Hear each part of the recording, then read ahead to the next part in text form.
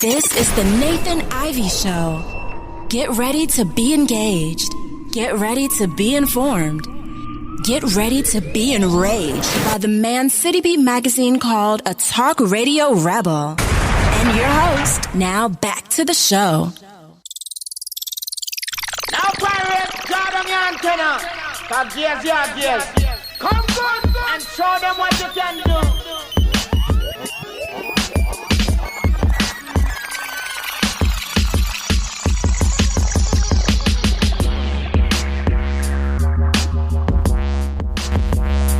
Good morning, choppers. Back from my hiatus, politicking on the latest. This is the Nathan Ivy Show. Now we're online.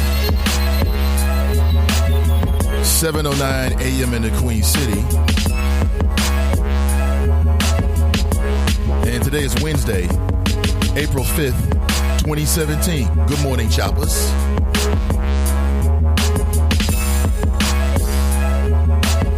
On today's show, I have compiled what I think are some of the most compelling and interesting and informative clips from the last 24 hours. Some of this stuff may bleed into like maybe Monday's show a bit.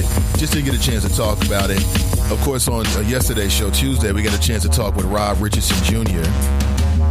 And I've heard good responses from the conversation. I'm glad you got something out of it. And many thanks to Leah and Mr. Rob Richardson Jr. For hooking up the interview. I appreciate it. And you can check out the podcast for yourself, NathanIV.com. I may play some clips this morning, but I've got other things to get to that I really want to get to. Including a man who shot his girlfriend, killed her, shot her father, shot her two twin boys, or two sons, killing one of them. What in the fuck is going on with men these days? I'm seeing more and more of this. Is it that the media's reporting it? There's just more media. They have to have something to report on. They need some kind of content. And that's the reason why we're reading and seeing and hearing about more of these types of situations. Or is there something wrong with men these days? Murder, suicides, you want to kill everybody because she's leaving you? I played a YouTube video of a young man, looks like he's like 16, 17 years old, a few months back. And he was pleading with his girlfriend not to leave him. Please, don't leave me, Cheryl. Don't leave me. Don't leave me. Holding onto her leg. And this is in public. What in the is going on with men these days? Yesterday, I got a chance to watch The Breakfast Club. They got a chance to interview Mary J. Blige. And it was a different type of Mary J. She didn't seem happy at all. And it's well publicized that she's going through a divorce. And she talked about all of the business. It was great. They do great work. Check them out. They do great work. And wow, it was deep. I've got clips for you. We will discuss. And she's like torn up about this. And then in the interview, she revealed it like dude used to like put her down and like try to swipe at her self-esteem. And I'm like, wow, this is Mary J. And you could tell she's really going through it. And the way she put it, apparently dude decided to leave Mary J. Blige for another woman. Damn. And she was asked the question, like, would he come to you as a man? I just love it when women did he act like a man? And many of these women ain't acting like women.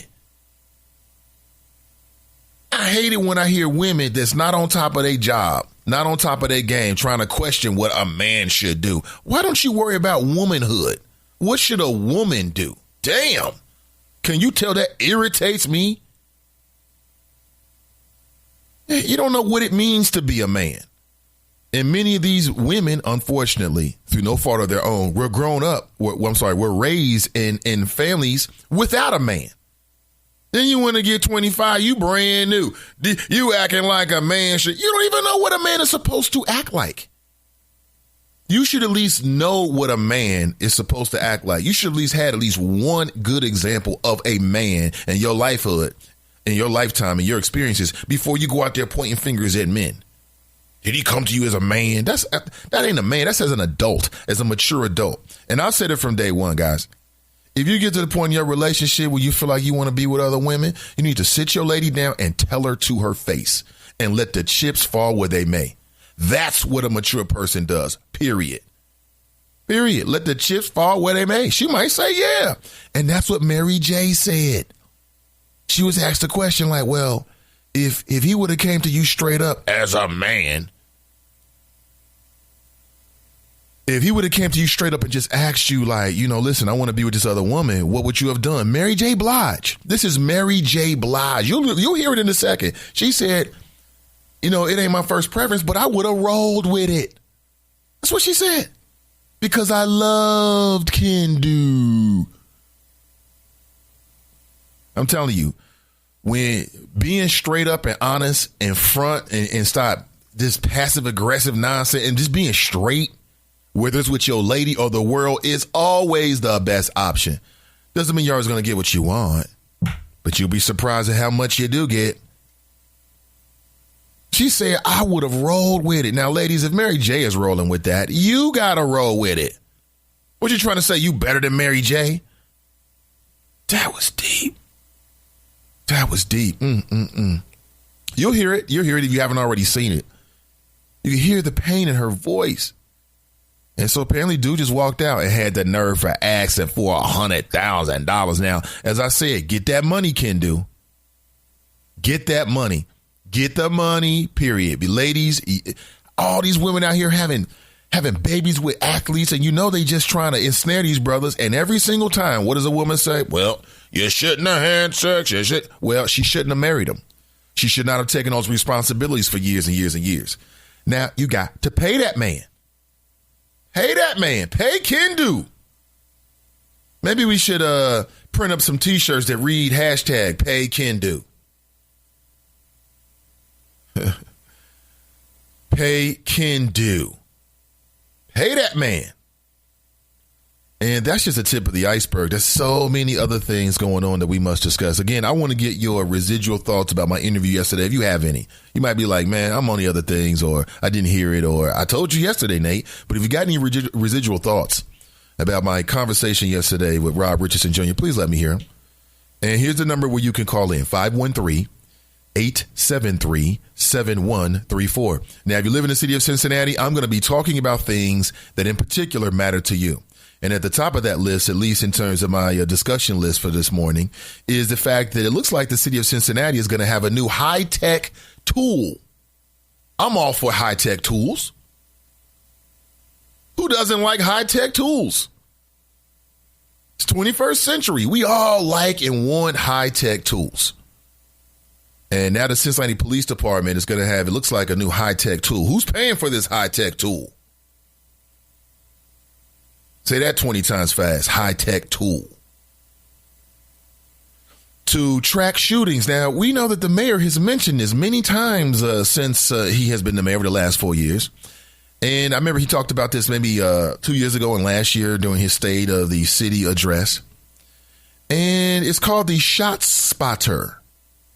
And I believe that this is something they've been using in other cities. I want to say Denver. Shot Spotter. It's a gunfire detection system. And from what I'm reading, it's already being employed in Canton, Ohio. And check this out. Tell me how you feel about this. It uses a network of microphones to identify the sound of gunshots and analyze exactly where those shots might have come from within seconds. The technology can help police identify the locations of reported shootings as well as track shootings that might go unreported. Now, how many times have you been, and again, I live in the city, so this happens all the time. You hear gunfire and you don't know where it's coming from. It could be north, it could be south, it could be east, it could be west. Hell, it could be northeast. It could be southwest. It could be northwest. I don't know. Northeast, where is it? And have you often wondered, like, damn, like when I hear gunfire in my neighborhood, which is way too often, gunfire and sirens and heroin addicts, not a lot of police, but gunfire, sirens, heroin addict, all the makings for a great Cincinnati neighborhood, right? gunfire, sirens, and heroin addicts. Oh, boy. It's the 21st century.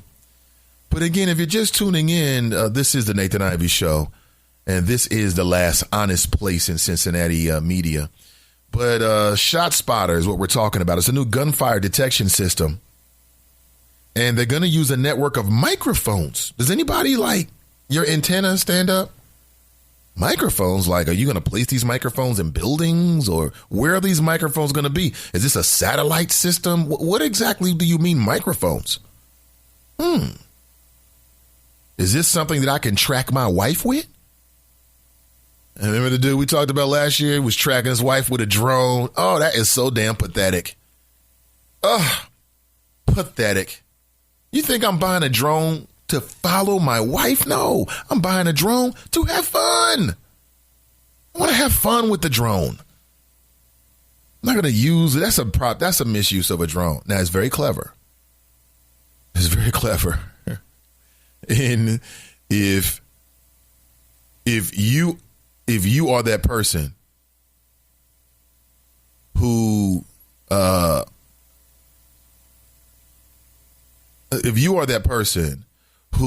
feels like you need to follow maybe your wife or your husband, and you're kind of like that person, you're just like that. You're the kind of person you pick up phones when people walk out the room. Let me acknowledge those people are out there. Are you that person? Somebody, when your significant other walks out the room, boom, you're on the phone. Unbeknownst to him or her, you've installed a tracking app. Do you know there's tracking apps that you can install on somebody's phone? And you can install it in a way in which it doesn't show up on the desktop, which I think for folks who are fairly literate with their phones know that that's not too difficult of a thing to pull off. And then somebody can track you unbeknownst to you. Yeah, be paying for the app and the services every single month. They know where you are. They know what the rate of speed. She's moving southwest.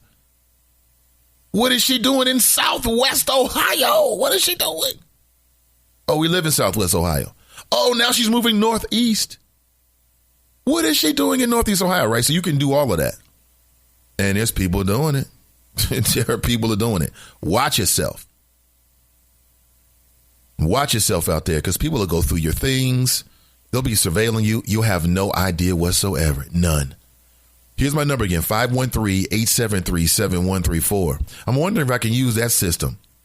Microphones. And the technology, as I said, can also help police identify the locations of reported shootings, but also the shootings that go unreported, which if they can follow the logic on this. So there's a shooting, boom, right? And then Shot Spotter triangulates where it happened. And I wonder how specific they can get. And are they going to have to install microphones in certain neighborhoods? And then are we going to get into a conversation where the neighborhoods in Cincinnati with the microphones are the neighborhoods where most of the black folks live? How do you feel about microphones on your neighborhood? In your neighborhood? Where do they put these microphones exactly? And apparently city leaders who visited Denver, I knew I was right about Denver, in 2016, they evaluated Shot Spotter's potential application.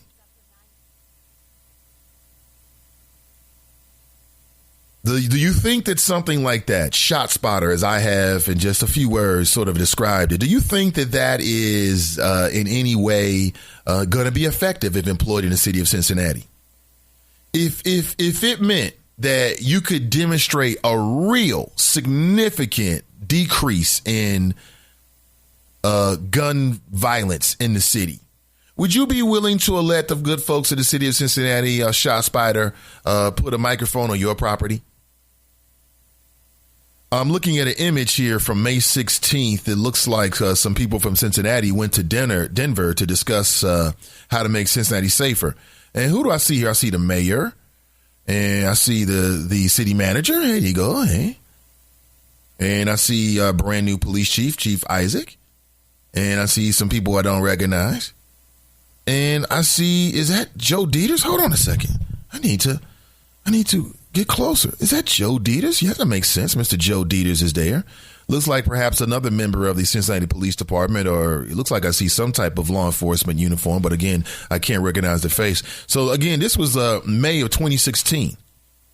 when this particular article was written in WCPO. As I said, the mayor has spoken about this before, but ShotSpider, quote, this is clearly a cutting edge device that can really go after those that repeat violent offenders that we're really targeting.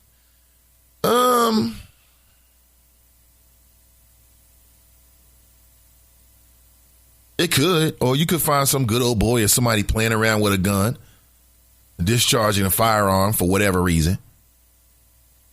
But the city leaders who visited Denver for the presentation in 2016, for what I'm reading, they walked away impressed. In fact, if you go back to the article in 2016, last year, May, that was published by WCPO, I'm reading a quote from Mr. Wendell Young, member of City Council, former police officer. And he said, well, at least a quote is being attributed to him, that he would like to see ShotSpider used by the CPD. Now, for the uninitiated, that's the Cincinnati Police Department. And again, the police department in Canton, Ohio, has been using the ShotSpider since 2013. And here's a quote. It saves a lot of money because the focus on this problem with personnel alone to respond in this type of manner would be cost prohibitive, meaning that they can't afford to have that many officers on the street so that when a shot rings out, that they're close enough to be able to figure out where it's coming from. Canton system, within the ShotSpider 3/4 mile boundary in Canton, gunfire is down 50% from last year. Citywide, calls for shots fired are down 37%. Those seem significant numbers. I mean, there's only surface-oriented numbers, and even while reading the numbers, immediately a few questions come to mind. But, you know, those are numbers. However, the system in Canton is costing $360,000 for only 3 square miles. Mr. Cranley estimates that the cost of a ShotSpider system in Cincinnati would cost several $100,000. Really? Well, we know that. What does that mean? It must be in the millions. I'd have to do the math. I mean, how many square miles is the city of Cincinnati? And then we just divide and multiply, and we'll figure out exactly how we can estimate, giving these numbers, exactly how much it will cost. But check out Cranley. He writes, well, this quote is attributed to him in the article, that he estimates the cost of a ShotSpider system in Cincinnati, that it would cost several $100,000s. Well, of course, Mr. Cranley. I mean, if in Canton, Ohio, the ShotSpider system is costing $360,000 for only 3 square miles, yeah, you don't have to be a math whiz to figure it out. It's going to cost millions. It's going to cost millions. Is it worth it? About damn time Cincinnati got on the cutting edge of something. But despite the flow, I know what you're thinking. Go! This man. I'm sick of you. Go! I'm sick of you, Arnold. Go! Get to the chopper! I'm losing it. I'm cracking up, folks. You're hearing it live on the air. This is the Nathan Ivey Show. And let me greet the choppers. Let me go back here. See, John writes, good morning from Orlando, Florida. Okay, good morning, John. Grape God Disciple. Followed by Sluggo, X-Squad affiliate salute. He writes, good morning, Nate. Good morning, choppers. All you have to do is Google X-Squad affiliates and find a website. Angela writes, good morning. Tanika writes, good morning. And there, we back up here. That's your top 3 for today, Wednesday, April 5th, 2017. That's John, Sluggo, and Angela. And as I said, followed by Tanika. She writes, good morning. Rhonda writes, good morning, beautiful people in the chop shop. Pat writes, good morning. Dale writes, good morning, kings and queens by nature. Corinthia writes, good morning. Chuck writes, good morning, Nate and the chop shop. I'm late for a break. When we come back, I'll take your phone calls at 513-873-7134. Tracy writes, hi. Deanna writes, good morning. TPB Broadcast Network. Is that the Podcast Brothers, I believe? They write, good morning. How you doing, brothers? Good to see you. Corinthia writes, I love that intro. Jane writes, good morning, Nate and the Chop Shop. Tiffany writes, good morning. Good to see you, Tiffany. Cruther writes, good morning, choppers. Rice. Rhonda writes, safe travels, John, and have fun. And then an emoji of somebody dancing. And he appears to have rhythm. Charles writes, good morning, everyone. Kush writes, good morning, choppers. Cincy Tigers writes, good morning, all. Avery writes, good morning. Good morning to everyone. Brian writes, morning. Mike writes, good morning, fam. Fema writes, good morning, choppers. Did y'all know that if you give a cop a Pepsi, it will make him not want to kill or arrest you? Ask Kendall Jenner. What's the backstory behind that? Much more to follow. This is the Nathan Ivey Show. NathanIvey.com.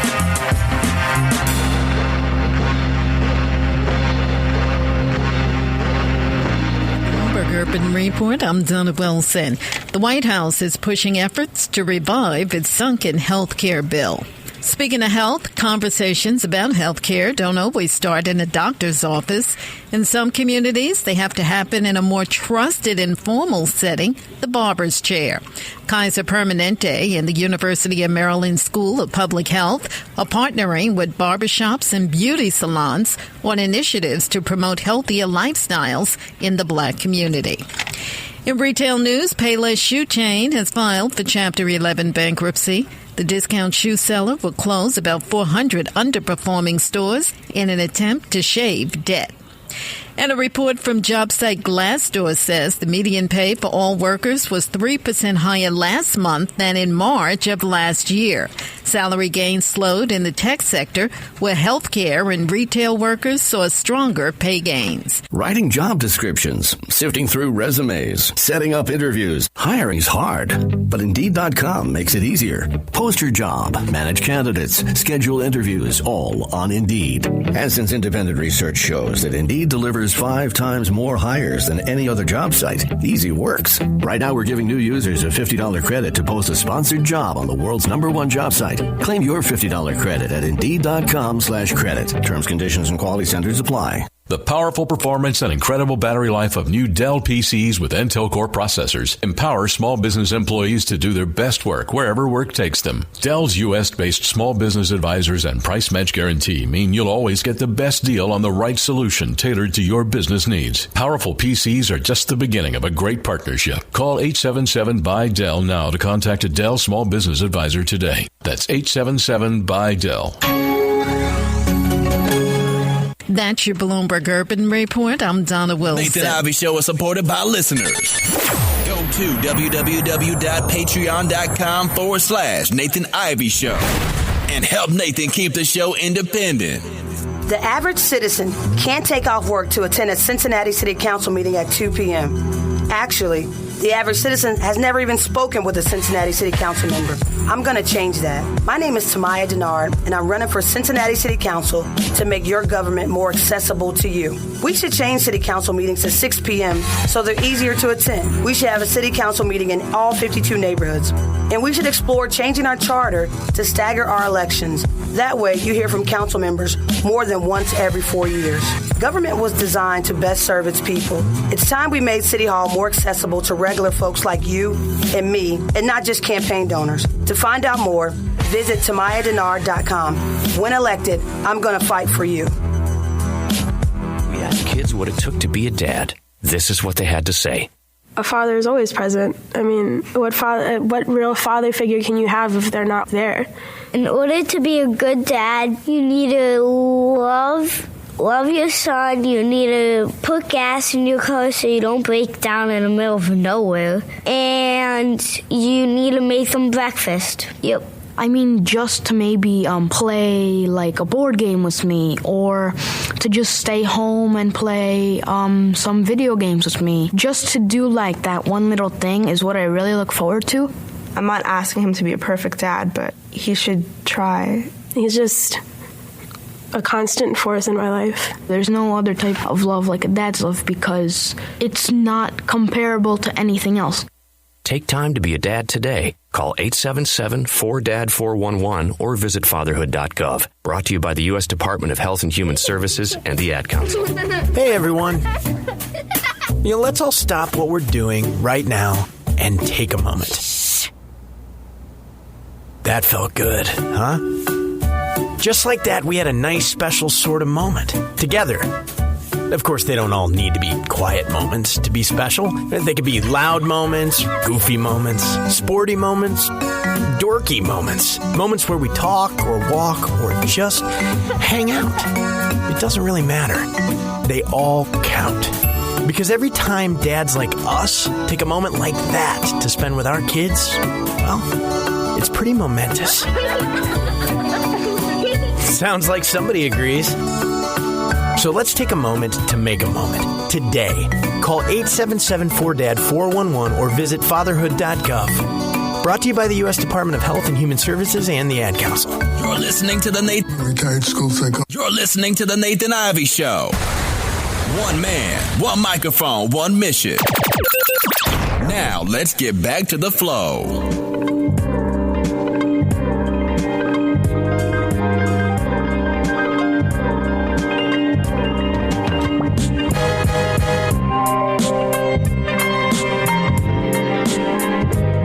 Choppers.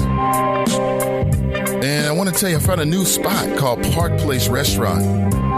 It's located at 1185 Kemper Meadow Drive off Winton Road. Stop by and check out lunch specials from 11 a.m. to 2 p.m. with a healthy choice menu.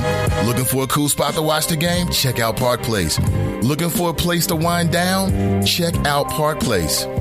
Looking for a place to host your meetings or events? Check out Park Place. Park Place Restaurant is the place with a good, healthy choice menu, live entertainment, and great prices.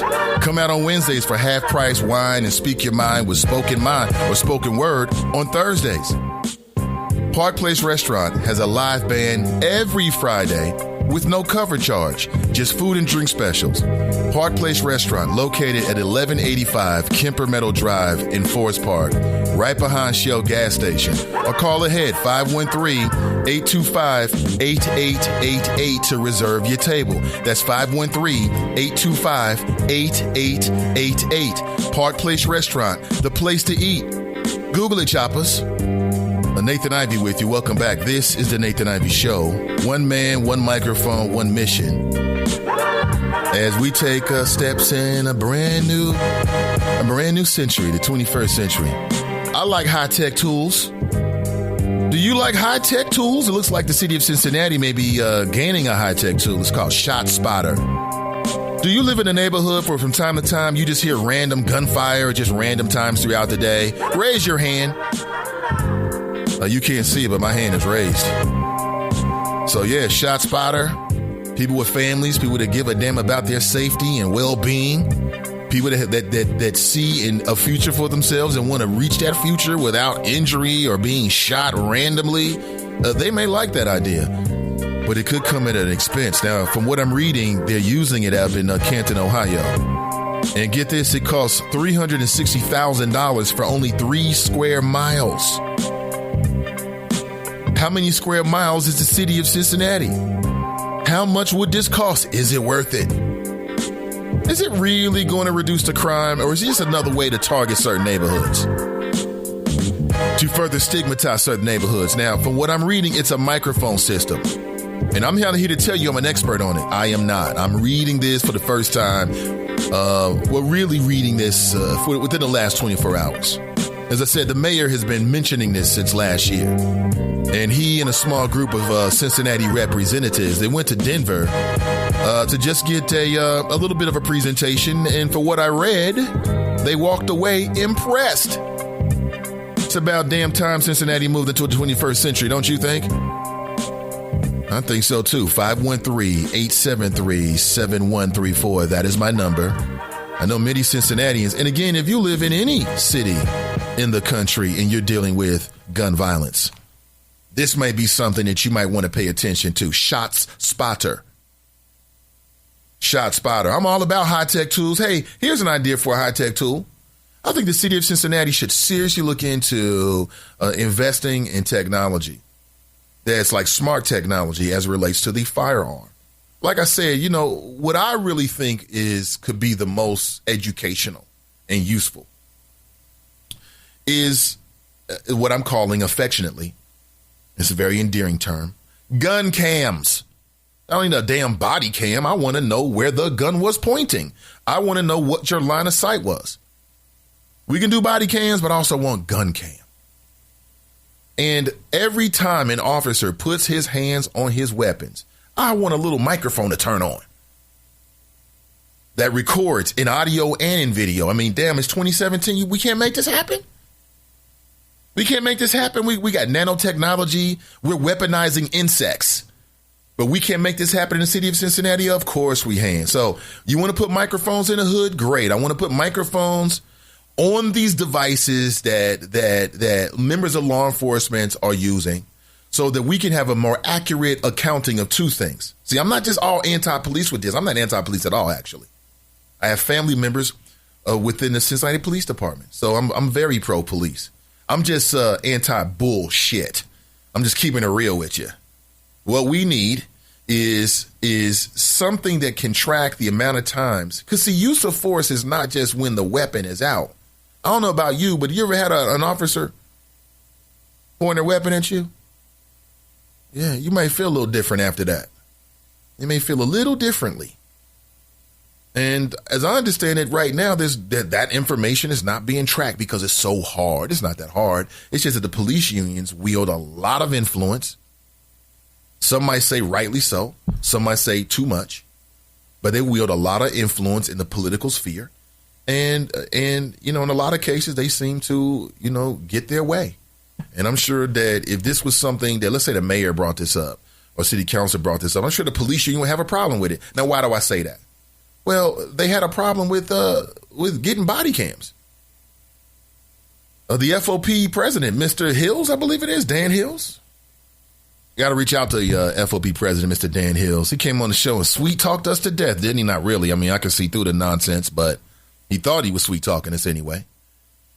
And, I mean, you know, I remember there was reports about how, you know, initially that the CPD wanted to get paid more to wear body cams. And this was just like a national conversation. You heard this a lot from police unions. You want to get paid more so that we can exercise some oversight? What in the hell? What in the hell? Well, damn it. Then anytime I'm on camera at my job, I want to get paid more. There are a lot of people on jobs and you're under surveillance, whether you know or don't know. Should you get paid more because you're under surveillance? I remember when I worked at Kings Island and I was working the register, and it was a fun job. I enjoyed it.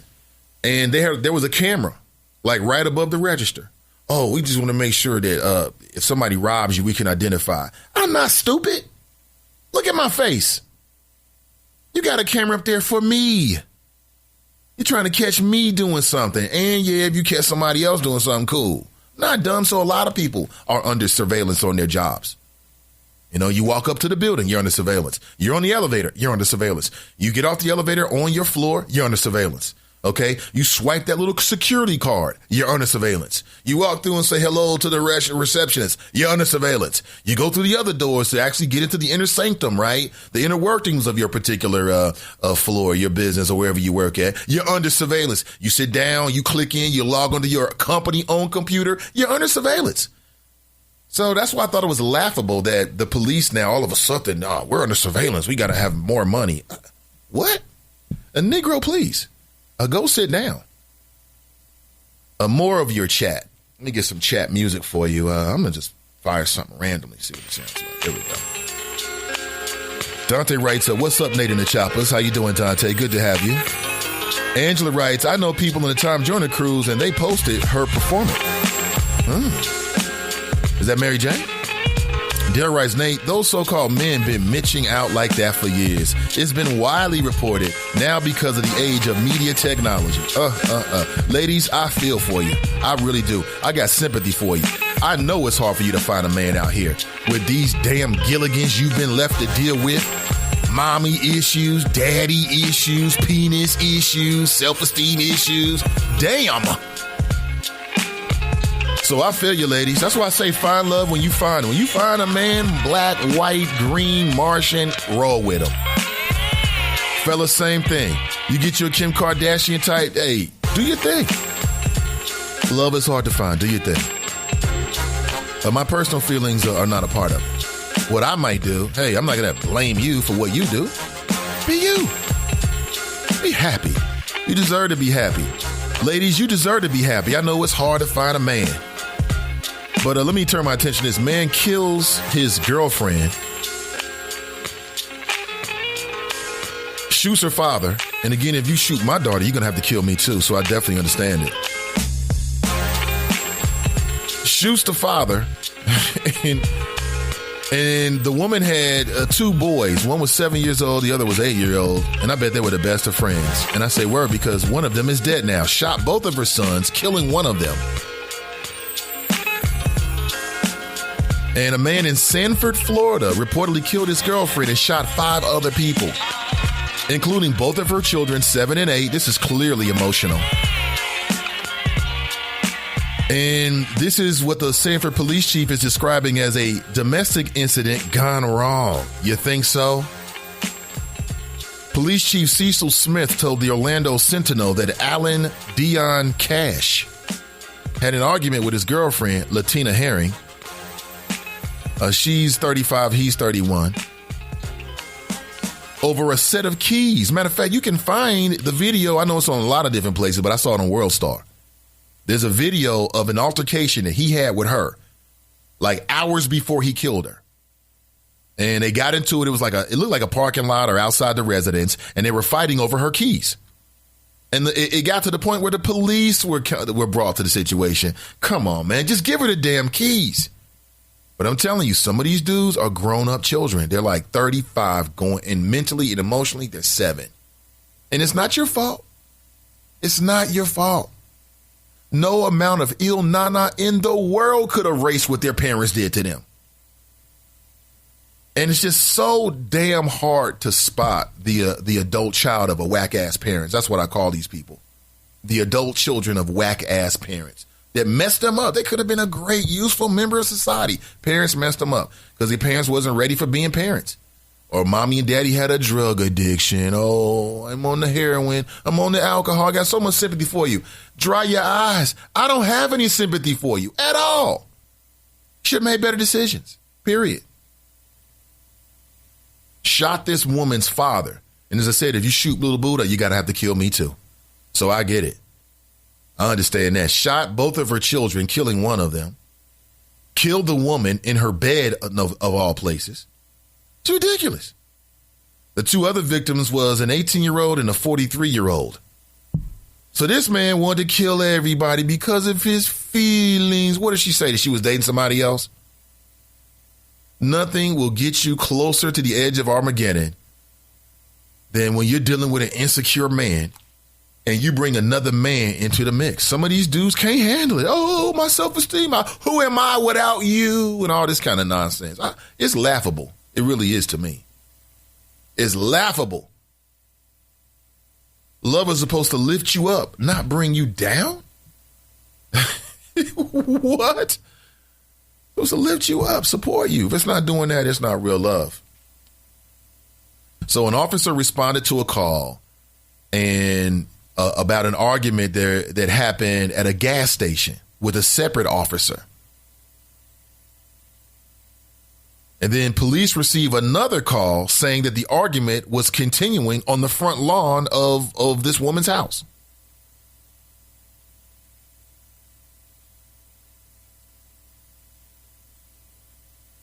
And when the officer was on the scene, again, I'm trying to pulling the story together. Apparently, the officer didn't realize that the man had a gun. Even though there were reports to the police station, I guess 911, that he did have a gun. So he was able to leave with his gun.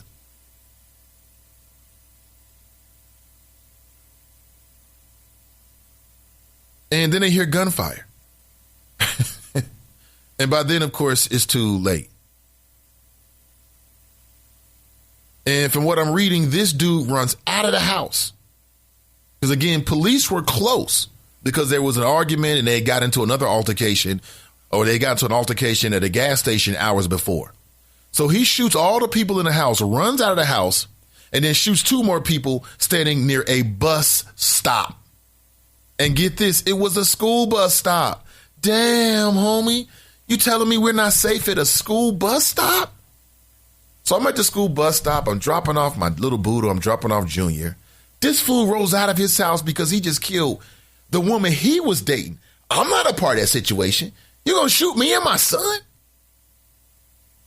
So what's a father to do? You got to strap up. Got to be strapped up wherever you go nowadays. I might be driving down the street and somebody's kid, because the father's not watching his child.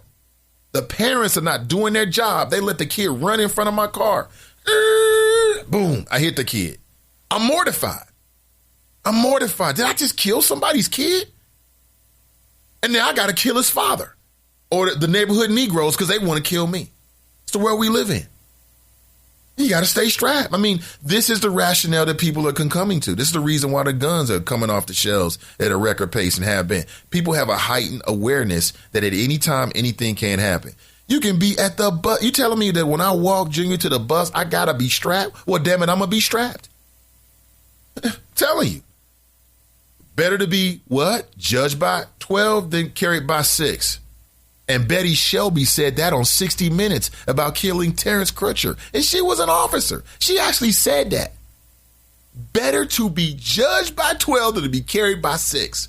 And when she said, I thought, you're an officer. That's not supposed to be your attitude. So these two people are sitting, standing, or I would imagine either or. Maybe a combination. Maybe one is standing, other sitting. Dude comes running out of an apartment. They have no idea what's going on. They get shot. They get shot. This is wild. What is wrong with men these days? Ladies, have you come in contact with these Fatal Attraction types? Remember Fatal Attraction, Glenn Close? That was a woman. I mean, you don't say anything about the softer side our better has, but that was a woman. All caught up in her emotions. It was a one-night stand. It was a booty call. Of course, before they start calling him booty calls, and she can't take it. I'm in love with you. You used me. Used you? You ripped my clothes off. I used you. I ain't no damn Bill Cosby. What you looking at? You know, that's the new phrase now. I'm not no damn Bill Cosby. Damn, Bill Cosby. R.I.P. to his public image. Ladies, what kind of experiences have you had? What kind of stories have you been told? I know this has your girlfriends. Because, see, there's a lot of this kind of stuff that happens where it never escalates to the point where somebody is killed. You got dudes out there in relationships running mental games on their girl and a whole bunch of emotional problems, never anything. Okay, I got you. Again, Daryl writes, these so-called men have been mitching out like that for years. Gwenda writes, good morning, Nathan and the Choppers. Happy hump day. See, Mike says, tell it. Talk about it. Faye writes, Mary J. Blige says she was willing to share her husband, just not with this particular woman he was cheating on. That's what he said. I'm sorry, that's what she said. Pardon me. Fame is correct. She said, I would have been willing to share my husband to keep him happy. Dudes, married men, do you know what this means? It means you got a shot. I got a shot at this. I'm already making my case with the wifey. I'm going to make my case. So you got to prepare for this. You don't just fall into a conversation like this. This is too important, married men. Do your homework. Did you hear what listen, you didn't hear. Mary J said, look, I will certainly. She said, it wouldn't be my first preference. It wasn't like she was like, oh yeah, this would be fun. And she thought about it and she clearly said like, look, you know, to keep my marriage together, if he wanted to have a little girlfriend, and as Fame said, she said not that particular woman, but we might be able to work something out. Really? Wait. Hold up. Stop everything. This is the most important thing happening in my universe right now.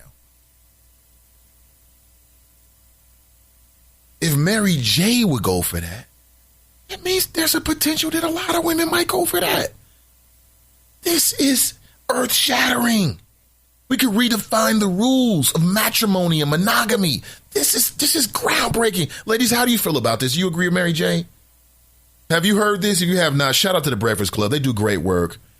And if you're in the Cincinnati market, I know they have a presence locally. I think it's 102.3. I'm not sure. I'm not trying to promote them, but I do want to give them credit for their content at all times. But, you know, I'm a big fan of what they do, unabashedly. And somebody turned, I think it was the homie Daryl. Daryl, if you're listening, what's up with you, homie? SoulPublicRadio.com. One of my former colleagues. We worked together in public radio, commercial radio for many years. And matter of fact, the last time I was in commercial radio when I did the guest spot on the weekends, he was the producer. We had a gang of laughs. These damn Gilligans. But anyway, he was the first person that turned me on to The Breakfast Club many, many years ago, and I was a fan ever since. But enough about me. You want to hear from Mary J. This is Mary J. with The Breakfast Club. Mary J. Blige. Good morning. Good morning. Good morning. Good morning, Mary. We were just talking about you because you have a new album coming out that you That's just not announced. what we was talking about. Yeah. And I love it, the timing of it, the strength of a woman. Talking about your marriage. Yeah, it seems very fitting with the whole Women's March and women just being at the forefront of this resistance against this administration. So when you start working, they know damn well the first question they wanted to ask. The title is not. I mean, yeah, it goes out. Was to about the divorce, but they were playing good. And how I've been resilient playing through nice. my life. Just, I mean, I've had to survive so many things, and here I am surviving something else. And it's just about me and my strength as a woman and how it's gotten me through. And of course, to all the women out there, right. I mean, the strength of a woman is remarkable because, you never see, I don't think a man can ever carry a baby for 9 months or go through the menstrual cramps that we go through. Or go get waxed. Or go get laser hair removal. I pray that don't change. Yeah, all of that. All of that. You don't have So, testicles, yeah, okay? It's a trade-off. The worst thing y'all go through is, well, I'm not even going to say it. What? Sometimes you guys have, never mind. Yeah, never mind. I mean, they have periods never mind. too. They get all cranky and weird, and you're like, what's wrong with them? So... But I started recording the album like a year ago, and here I am today. I mean, it started. I mean, let me just get into it. It started from started writing it from a perspective of a woman fighting for her marriage. I wanted it. I no matter what, I wanted to keep it. I loved him. I wanted to stay. But then, of course, it didn't turn out that way. So everything, Did he not want it as much as you did? He didn't. So clearly, how could you not want to be with Mary J. Blige? I mean, damn good question. When someone loves someone else, it's nothing you could do. Jesus Christ. You just want to be with that person, and it's whack. but that's what I'm suffering through right now. I saw you tweet out, I just can't deny the fact that we don't belong together. Is that like a harsh realization? Well, yeah, it is. It's harsh, but it's cool. Other than, I mean, realizing that. Coming out right now inside this divorce, I'm cool. If I wasn't going through all of, I mean, I'm not happy that I'm dealing with it, but if I wasn't dealing with it, if that wasn't a part of my life, I'd be so happy. Like I'd be soaring. But I have to keep my head up and try to let people see how I'm going to come out of this because everybody's watching to see if I'm going to crack up, to see if I'm going to spaz out, to see if I'm going to get petty. I'm going to get a little petty because I'm affected by it. Y'all know? So, but other than that, I'm just trying to get through it. And it's really ugly and it's terrible. What was the turning point? What was the turning point? Because, I mean, you guys spent so much time together. I mean, he was not just your husband, he was also your manager. So what was the turning point where you knew it was going down the wrong road? When everything I said didn't mean anything, and nothing I ever did was good enough, and I was never smart enough, and I was not, just nothing was good enough. Nothing could satisfy him. Mary J. Blige not smart enough? Do you sometimes feel like it's a man's insecurity too to be with somebody that is in the spotlight like you so are? So powerful. Yeah, but I understand what you're saying, but I gave him too much power.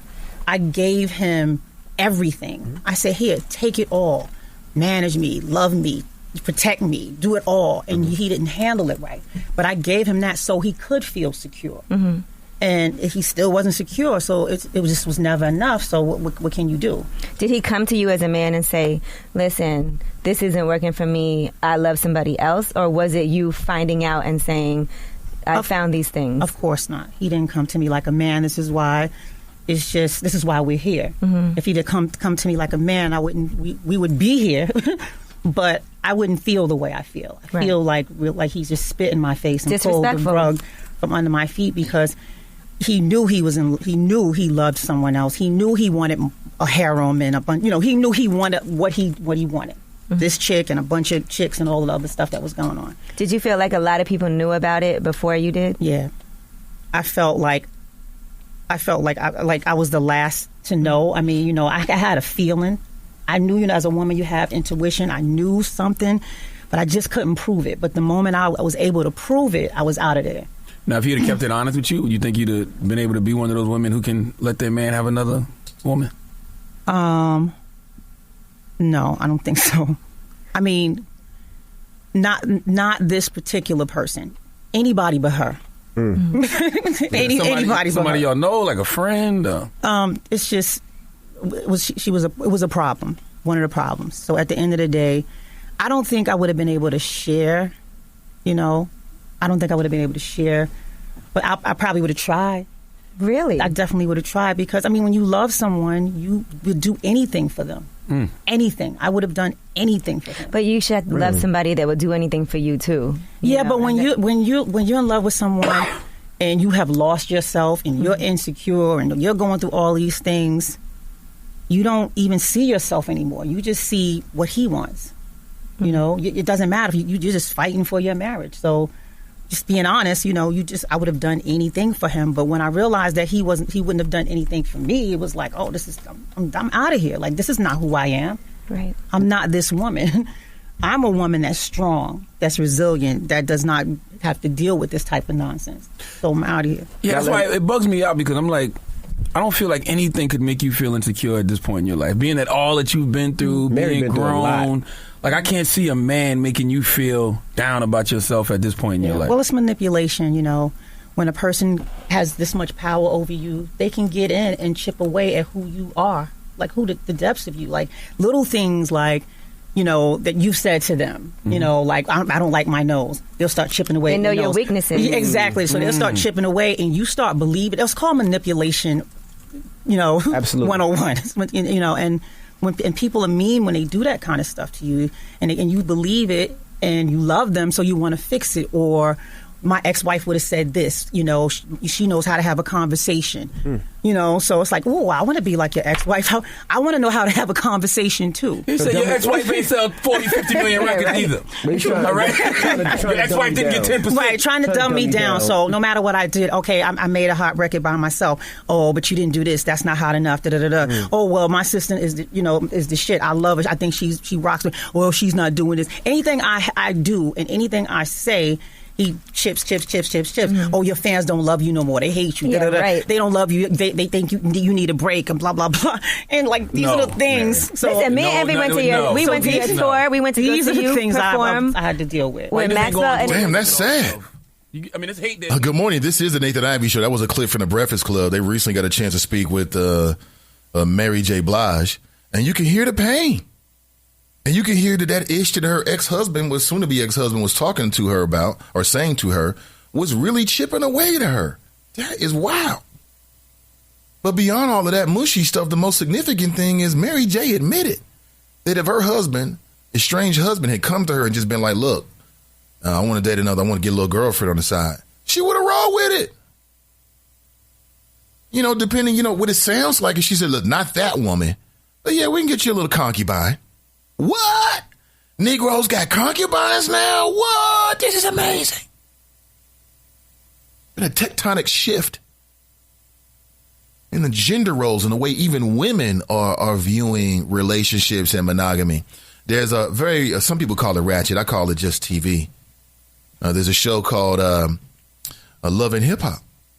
And I'm a little bit behind now. I was caught up for a few weeks, but there was a new character that was introduced from Atlanta. And he's got two girlfriends. Got him a young girlfriend and an older girlfriend. I'm like, what?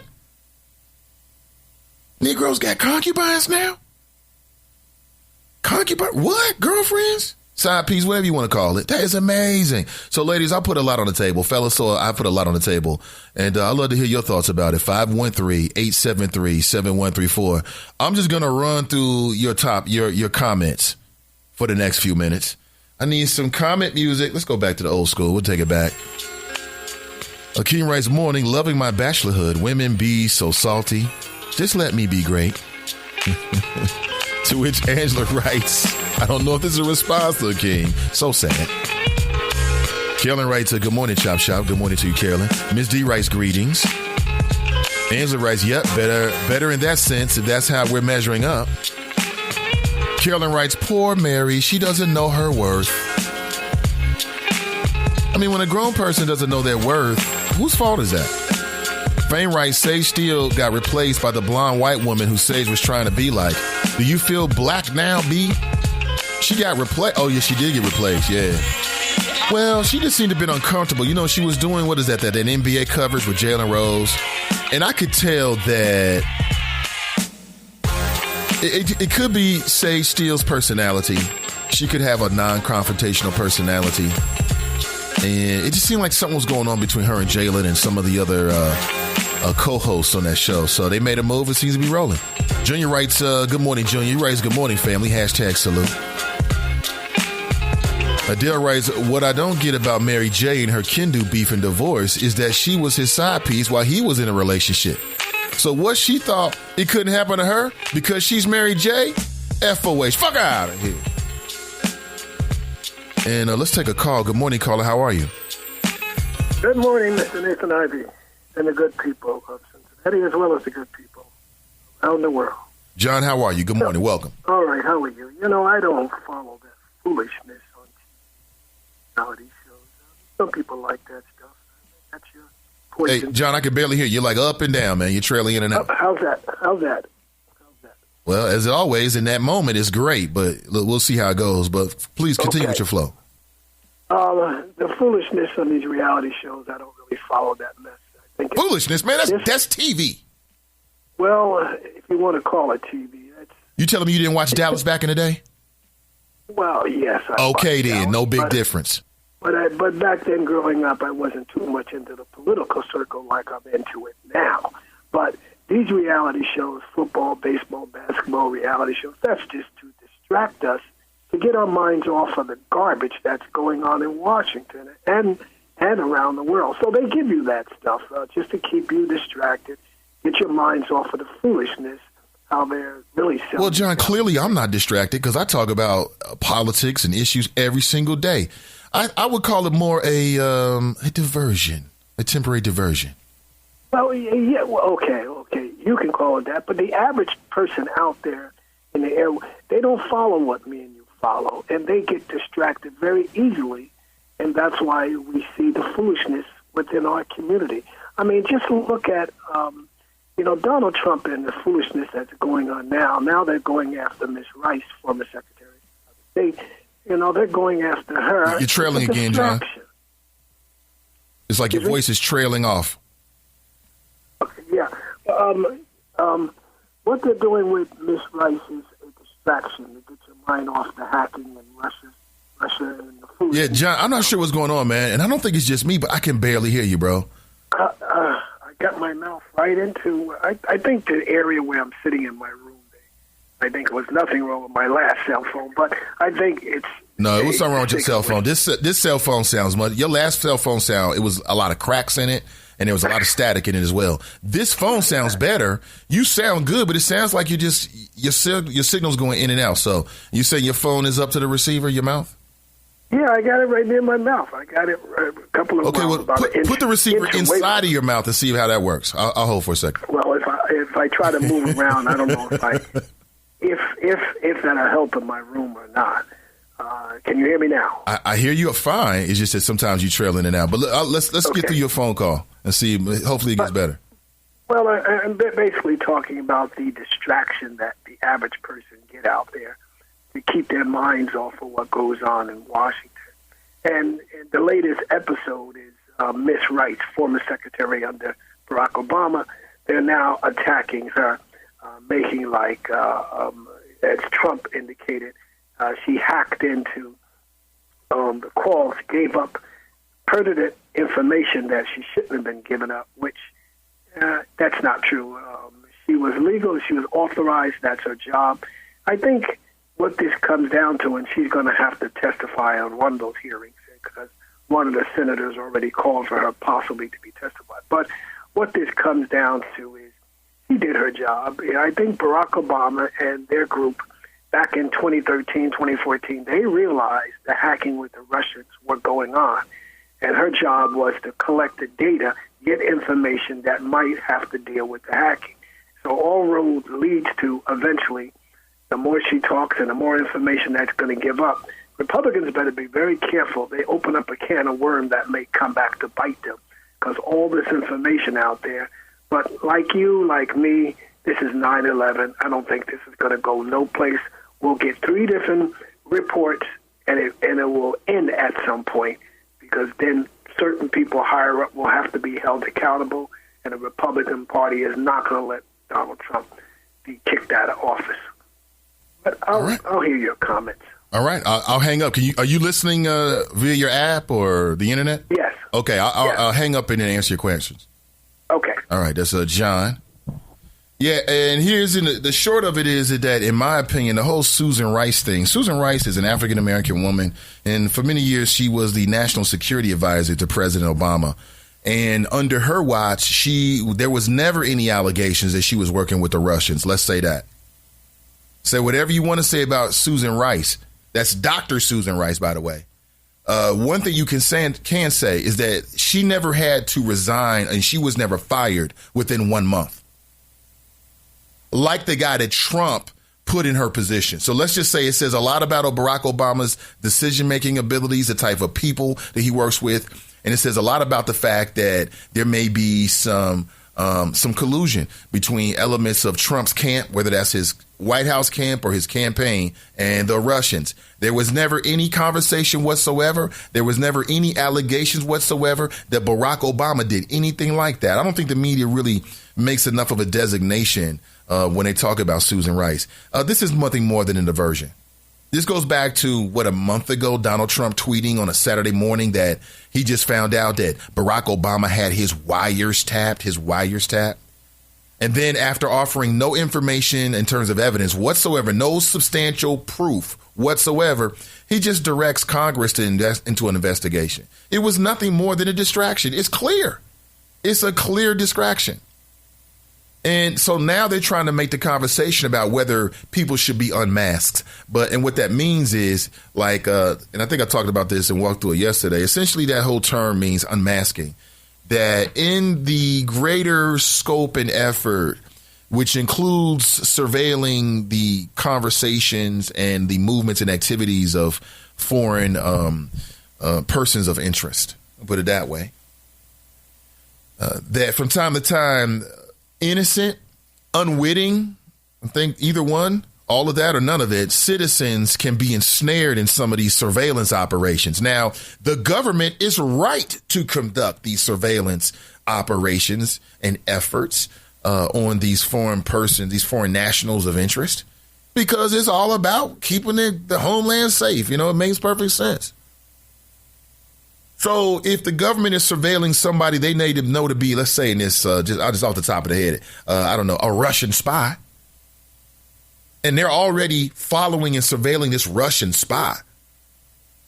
And that's the great game of espionage and cat and mouse. And again, have no expertise on it, but just what I think, my sum total of my experience and opinion at this point, is that, there may be persons of interest in this country who, our intelligence officials may know they may be agents and they make no movements on it. They just watch them. And if in surveilling this particular person of interest, they come across somebody, let's say, just throwing a dart here at a dartboard, let's say works in the Trump campaign, then the conversations of that person may be unwillingly captured. Unmasking means actually finding the name and releasing the name, whether it be internally, and that's what we're talking about here, internally within the government, the various intelligence gathering, organizations, that they would unmask and actually name the person's name. Doesn't mean it's released to the public. It means that internally they're working with a real name. In some cases, again, why am I explaining all of this? And I can let Susan Rice speak for herself. This past weekend, I believe she was on Sunday, as a matter of fact, she sat down with Andrea Mitchell. And Andrea Mitchell is the woman that Rex Tillerson is running from. Rex Tillerson is the Secretary of State, and he's doing nothing whatsoever. He won't talk with the media. And I saw a video of Andrea Mitchell, little old sweet Andrea Mitchell from MSNBC. All she's trying to do is basically write a story that's going to cook your goose. That's all. What's so afraid of, Mr. Trump? But this is Susan Rice explaining it all. I think she made a great point. She said, listen, this is BS. She didn't say this. I'm saying it. This is BS. I never unmasked anybody. I did my job. That's a part of the job. This is nothing more than a diversion from the Republicans and Donald Trump. That's it. And what we learned is that the Republicans are not really that much of they're not that big of patriots, really. But enough of me, more to clip. Check this out. Obama National Security Advisor Susan Rice of unmasking Americans whose communications were picked up through incidental collection by government intelligence agencies. The basic charge, political spying. Susan Rice joins me exclusively for her first public comments on these news stories. Hi, Andrea. Good to be with you. Good to see you. This is a firestorm. It is involved with the whole question of the Russia investigation, of the response by President Trump, and now these accusations against you. How do you reply? How do you respond? Well, Andrea, this is not anything political has been alleged. The allegation is that somehow Obama administration officials utilized intelligence for political purposes. That's absolutely false. Let me explain how this works. I was a national security advisor. My job is to protect the American people and the security of our country. That's the same as the Secretary of State, the Secretary of Defense, the CIA director. And every morning, to enable us to do that, we receive from the intelligence community a compilation of intelligence reports that the IC, the intelligence community, has selected for us on a daily basis to give us the best information as to what's going on around the world. I received those reports, as did each of those other officials, and there were occasions when I would receive a report in which a U.S. person was referred to, name not provided, just U.S. person. And sometimes in that context, in order to understand the importance of the report and assess its significance, it was necessary to find out or request the information as to who that U.S. official was. Let me give you just a hypothetical example. This is completely made up, but let's say there was a conversation between two foreigners about a conversation they were having with an American who was proposing to sell to them high-tech bomb-making equipment. Now, if that came to me as National Security Advisor, it would matter enormously. Is this some kook sitting in his living room communicating via the internet offering to sell something he doesn't have? Or is this a serious person or company or entity with the ability to provide that technology, perhaps to an adversary? That would be an example of a case where knowing who the U.S. person was necessary to assess the information. So when that occurred, what I would do, or what any official would do, is to ask their briefer whether the intelligence community would go through its process, and there's a long-standing established process, to decide whether that information as to who the identity of the U.S. person was could be provided to me. So they'd take that question back, they'd put it through a process, and the intelligence community made the determination as to whether or not the identity of that American individual could be provided to me.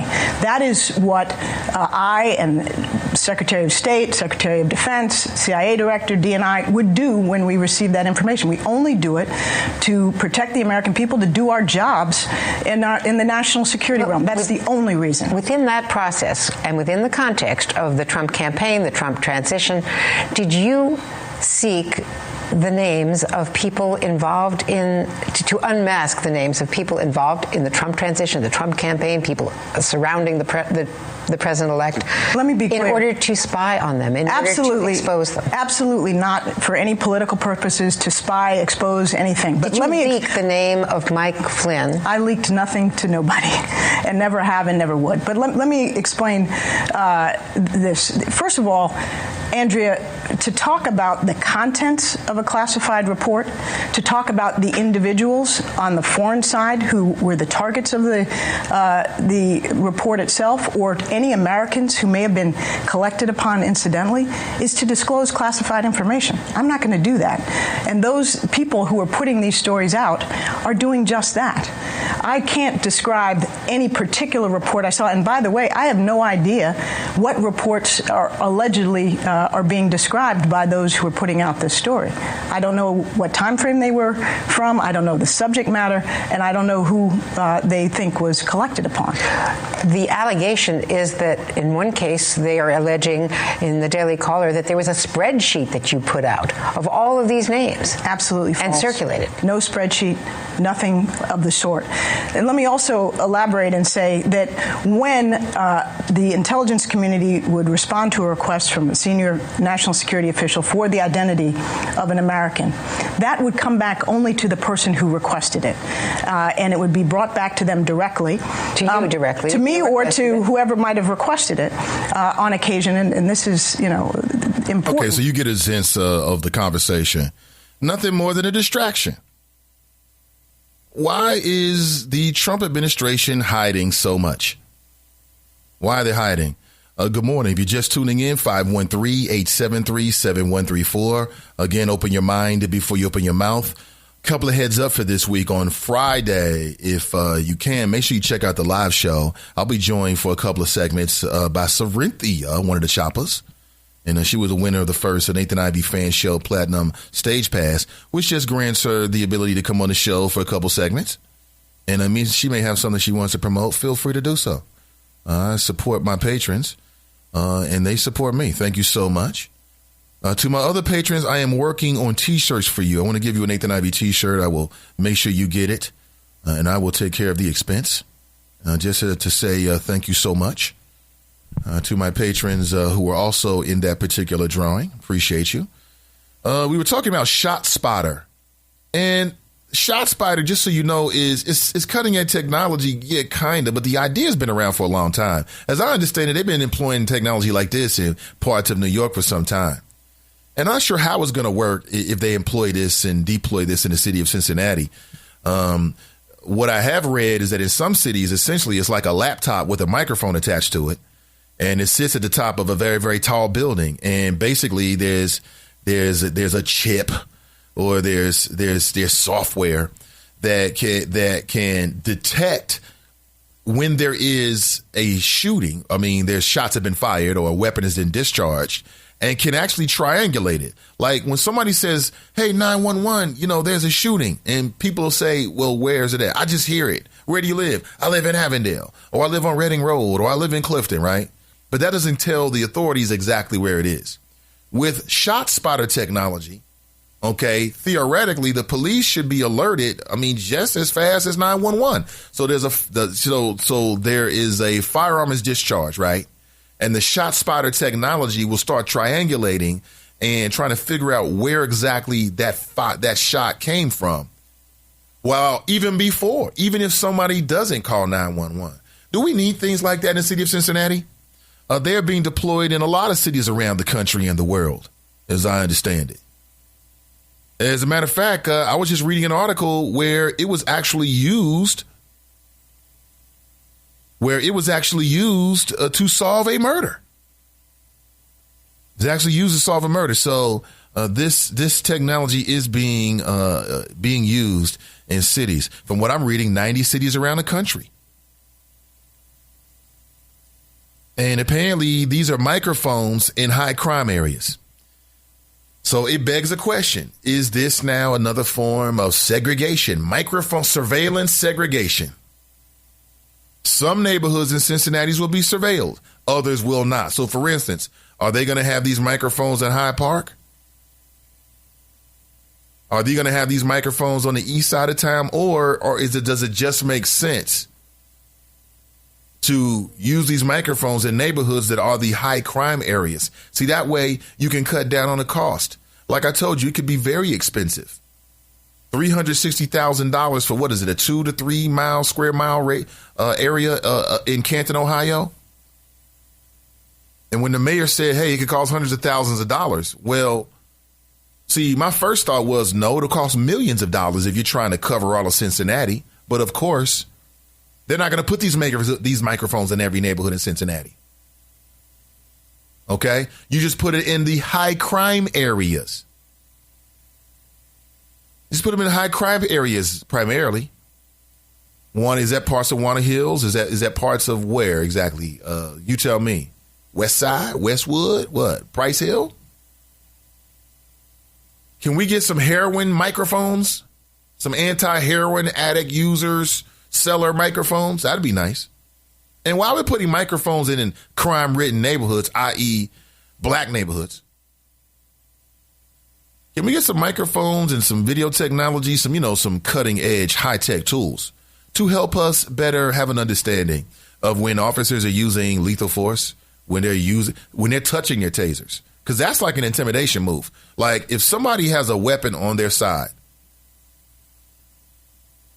and you get into a conversation with them and they just kind of get quiet and put their hand on their weapon, that's a threat. That should all be documented. As I understand currently, it is not. Derek writes, hello to the fine folks at the Chop Shop. Cerinthia writes, sucks teeth. Gone, Nate. Mary can proud marry her way through if she wants. Mary can roll with whatever she choose. Women are better not just roll with crude just because she could go along to get along. Ain't no way a sane woman would go along with any part of that raggedy foolishness, LOL. Kelly writes, what's up, y'all? What's up, Kelly? How are you? Rhonda writes, men have been on sucker attacks. Rhonda writes, men have been having sucker attacks, side note. Mary J should only have to pay, a one-time settlement for him not being her manager anymore. Other than that, she chooses to leave. He chooses to forfeit any other finances from her. I hear you, Rhonda, but that's not the way it works. In the way it works in the courts in certain states is you've put me in this lifestyle. You got to keep me in this lifestyle. The podcast brothers, right? I'm not doing that, B. Cerinthia writes, I agree, Rhonda. I said it before. I'll say it again. It's about power. Kind has embodied his, maybe she means Kendu has embodied his inner Tupac. Shaking my head. That fool got the juice. Shaking my head. Sad, just sad. He is taking her through another level of mental and emotional abuse. Tracy writes, I watched the interview on the Breakfast Club yesterday, and the interview with Angie Martinez, F. Kendu, go ask your new bae for $1. Akeem writes, speaking of drones, this is my season to terrorize the ducks in the park with my RC boat. And of course, break a lot of ice with the ladies because their kids love big boy toys. I have seen Akeem with his boat at Eden Park, no lie. Was it last year, Akeem? I think it was last year. I'm there with the family. And I'm like, who is this brother with the boat? You just hear zoom, zoom, zoom. And number one, that's a dirty ass pond over there. I'm not putting my boat in that dirty ass pond. But I mean, where else are you going to put it? Jerica writes, good morning, beautiful people. Good morning, Jerica. Fame writes, never had an RC boat, Akeem, but I keep an RC plane and helicopter. Miller writes, it's going in Avondale. Carolyn writes, how many arrests have been made using the shot spotter system? Well, listen, I think they're also using it in Omaha. And I just read that they got an arrest in Omaha because of the shot spotter gunfire sensors. And in New York, they're saying that it improves the rate of 911 calls. I don't like it because it's like a surveillance system. Here's an article. Shot spotter plays a role in court cases. Yeah, in Omaha. I was right about that. 16-year-old Marquise Dunn was shot to death at 24th and Pratt Streets in November of 2016. Police knew there was a shooting here because of their shot spotter system. Shot Spotter is a program that has sensors placed throughout high crime areas in the city of Omaha. And what I would say is that when it applies to the city of Cincinnati, it should be placed in all of the neighborhoods. Put them in all, none of this separate but equal kind of stuff. All the neighborhoods. Because, yeah, true, you're going to have high crime areas. True. And for people that succumb to their knee-jerk reactions, a lot of those folks are going to have a knee-jerk reaction like, oh, we just put them in the high crime areas. It'll save money. No, that would not be the fair thing to do. Put them in every single neighborhood. I want them in Hyde Park, too. Because while you have high crime areas and other areas with lower incidence of crime, any place can be the scene of a crime. Anybody can be the victim of a crime. It can happen in any neighborhood. And when it happens, if it happens, Shot Spider, if deployed in the city of Cincinnati, should be there to protect us all. Because if not, you're going to get into conversations about privacy. You're going to get into conversations about racism. The conversation is going to be, I'm telling you right now, the conversation is going to be, why are you putting microphones in black neighborhoods only? So I'm saying it straight up. That's what the conversation is going to be. Let's see what here. Police were able to talk to witnesses on location, and they also collected evidence. Police believe all of this gives them a strong case. I mean, so on one hand, it's like, oh, shot spotter. And police know where a shooting was. But if there's a victim, you're going to know there was a shooting there because you can see the results. You've got a shooting victim. You got a shooting victim sitting right there. Rhonda writes, I'm talking to Corinthia. Adair writes, I know a cheaper and effective way to spot shots in certain neighborhoods, and that's the good old foot patrol by police in neighborhoods. The shot spotter will make the police even lazier. Dale says some things should remain old school, like police patrolling your neighborhoods. It does seem to be, that's a good point there, Daryl. It does seem that shot spotter is there in place of officers actually being in the vicinity. So, for instance, if there's a shooting around the corner and you got an officer there in a cruiser or on his little bicycle or her bicycle, they're going to hear the shots. They are the shot spotters. Demi writes, good morning, Choppers. Good morning, Demi. Tracy writes, he wants her to pay for his grown kids. FOA. Fuck out of here, she writes. Hollywood writes, good morning. Dale writes, Park Place is the bomb, one of our favorite spots. The spring rolls are delicious. My favorite appetizer. I'll let the good folks at Park Place know. And as I said, I've been very fortunate to connect with.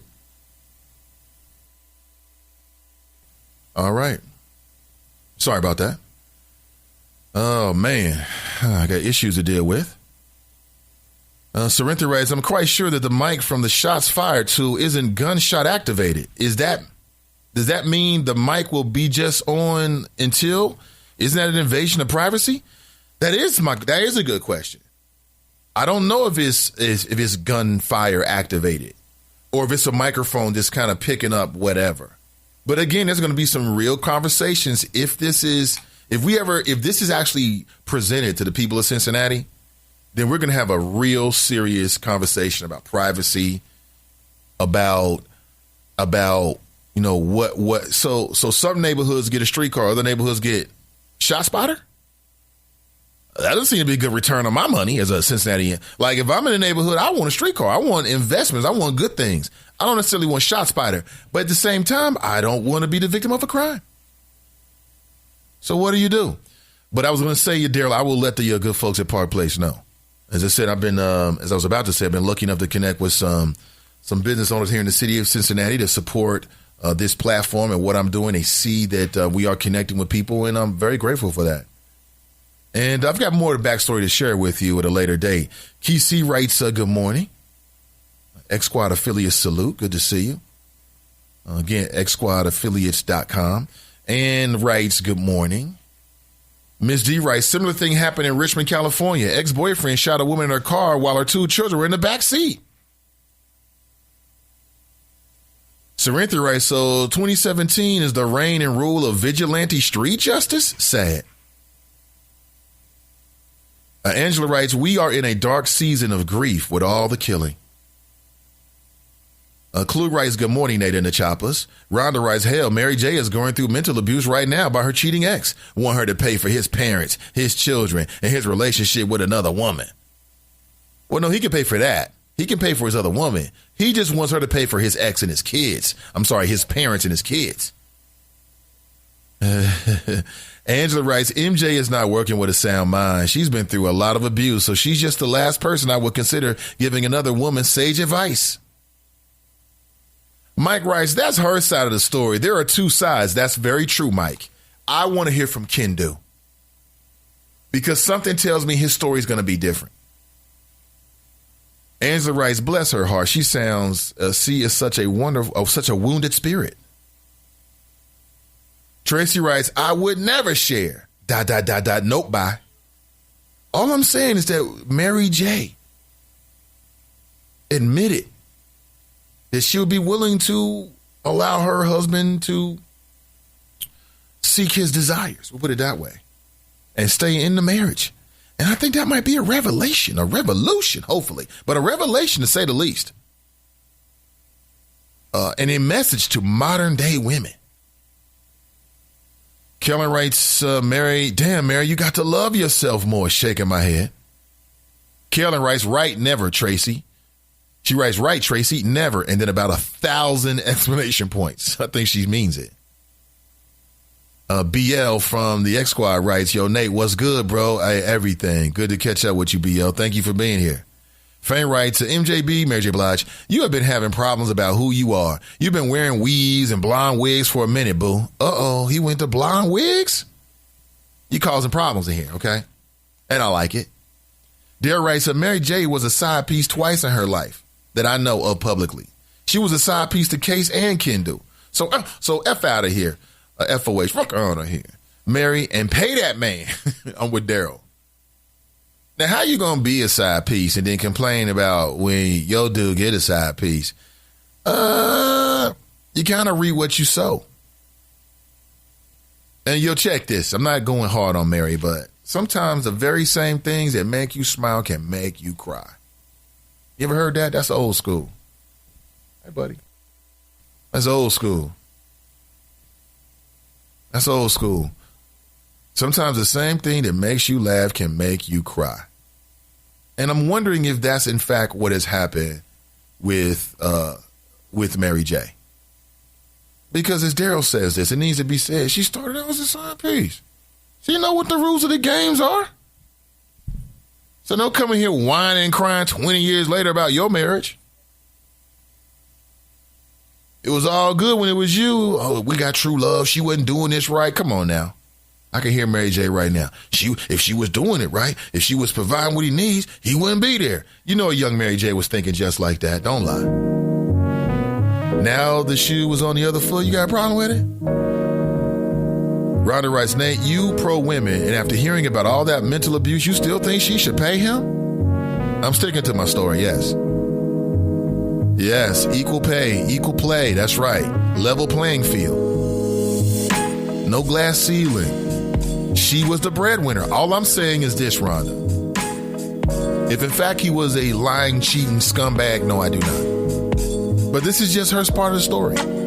What I'm simply saying is that I've seen other cases with celebrities where the female was not the celebrity. She was just a cute thing on his arm. And after the divorce, she got look again. Michael Jordan, his wife never bounced a ball.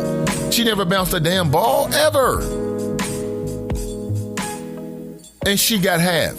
So to me, that means that Kendu is entitled to half of her fortune, the money she made during the 16 whatever years they were together, or the $100,000 he's asking for, whatever is higher. Whatever is higher. So that's why I say, yeah, pay the man. Because shouldn't he be getting half? Should he be getting half? Sorintha writes, ninjas been had concubines. They're called thoughts and side chicks. Back in the day, they were called mistresses. Mike writes, I don't believe she was abused. Big L writes, we get two now? Yeah, we get two. Maybe. Cincy Tigers writes, wow, I'm in tears. I know her pain. Gotta be safe in your relationship. Mental abuse is just as damaging as any other type. Stay up, Mary. Much love. Angela writes, I need a laugh really bad. Mike writes, poly lifestyles. Polyamorous, that means loving more than one person. Poly lifestyle relationships happen all the time. Sorintha writes, if John ain't taking Mary J, then I'm hitting pause, LOL. Brian writes, reminds me of that Martin episode where the African prince wanted Gina as a concubine, and Martin didn't know what that meant.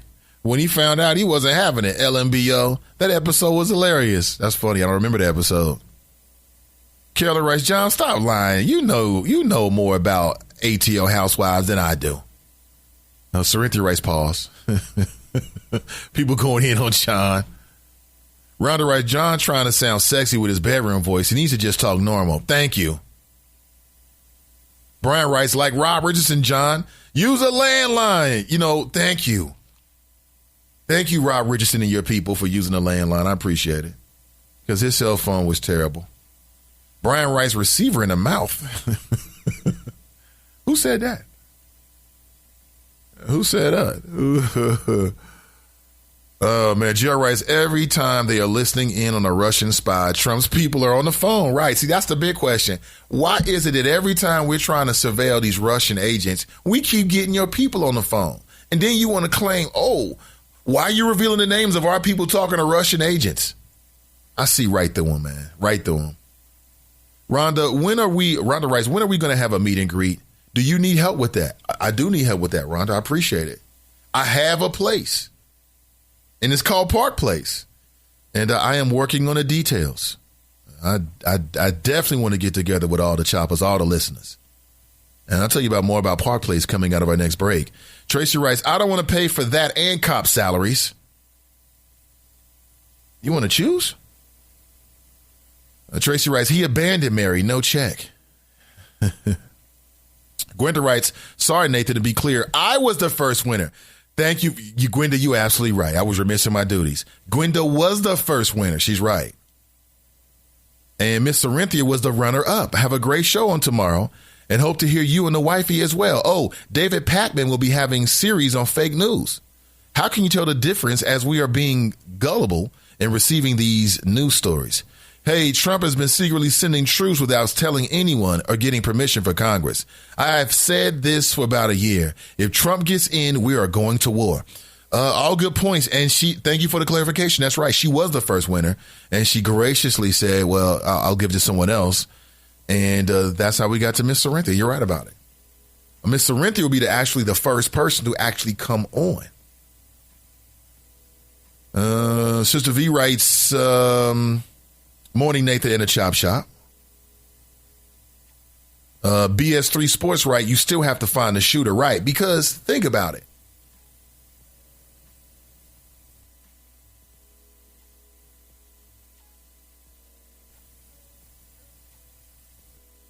So there definitely is a point there, BS3 Sports. I hear what you're saying. What you're saying is, okay, shot spotter technology will point you in the right direction of where the shot was fired. But I don't know about you. I think it's human nature that if you discharge a firearm, most people aren't standing at the same spot, especially if you're shooting at someone. But I still think it can be a tool. It still can be a tool. Like, it can help police arrive on the situation, on the scene a little bit quicker. We just have to make a decision as to whether we want that in our neighborhood. Sister V writes, just because they know where a shot was fired, how do they actually catch the shooter? Right. Could you be convicted from shot spider technology alone? Like, let's say there's no eyewitnesses, but if a gun was discharged in a certain area, at least that's what the technology says. Police rush to that scene and they arrest somebody having a weapon on them, but they say, I didn't fire no shots. I didn't fire any shots. Let's say there's somebody dead on the scene and you also arrest somebody as a potential shooter. How much will this technology hold up in court? How much has it already held up in court? KC writes, the problem all over the country is that there is not enough manpower for patrols because the taxes and the pay increases have dropped. James Benter writes, women cheat the same rate as men. Explain these women with multiple kids by multiple guys. It doesn't stop at 2 kids. It's 5 and 6 kids. Fame writes, petty. Tracy writes, Michael Jordan, his wife had kids. Can do get half? Get me off the floor, Nathan. He's getting half because he's married to her. Like, Michael Jordan's wife got half, and I'm sure the kids have something to do with it, but she got that money because she was married to Michael Jordan. See, that's the courts. When you get a high-profile black entertainer and his marriage go bad, you ever notice how the courts love to rip his money up? That's just a way for the system to take some of the wealth away from these guys. It's almost like the system has some kind of antipathy, some kind of resentment. You ever notice that? Like, some of these athletes, man, they have huge child support orders. And it's almost like the judge is like, you know what, we're going to get some of this money. Or it's just me. I don't know. See, Angela writes, did anyone attend Wendell Young's kickoff and see Chief Blackwell? No, I did not. Definitely would have been there. Rhonda writes, yes, you men get 2 women so she can keep you all occupied while we women get our side man.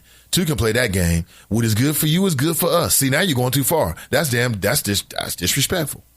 Rhonda? Dare writes, can I suggest a Nathan Ivey cookout scheduled for this summer for a meet and greet? Good quest. Good. I like that.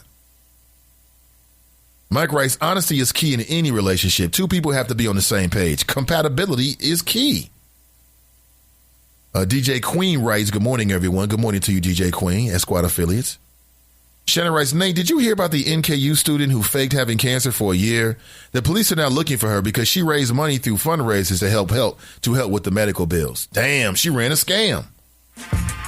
Vaguely remember that. Nathan Ivey with you. I'm live, I'm local, and I'm vocal. I'm also back right after this.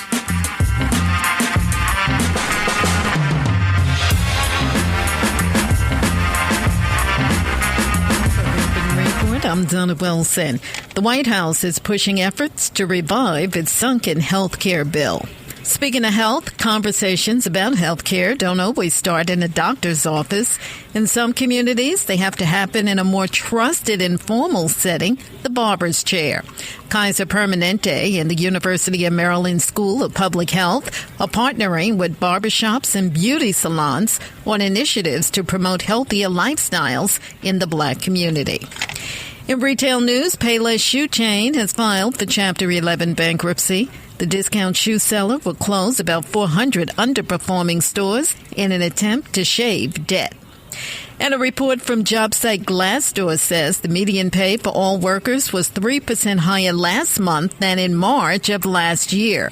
Salary gains slowed in the tech sector, where healthcare and retail workers saw stronger pay gains. Tired of searching online? 3linkdirectory.com has handpicked tens of thousands of quality links, so you don't have to spend hours searching. Find the best internet links on 3Link Directory. Visit 3linkdirectory.com now.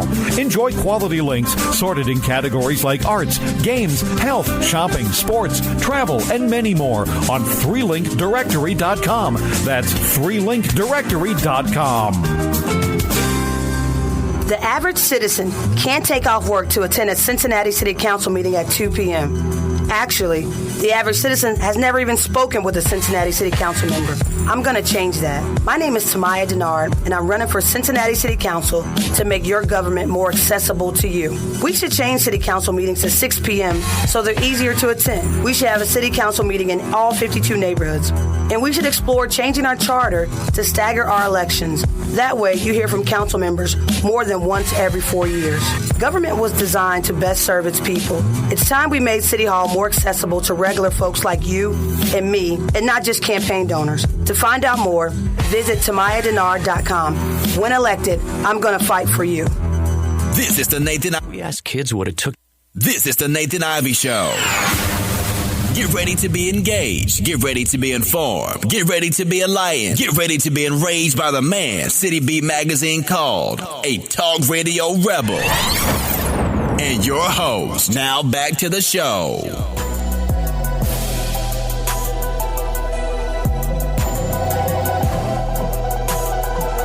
Currently 8:46 a.m. in the Queen City. One man, one microphone, one mission. This is the Nathan Ivey Show.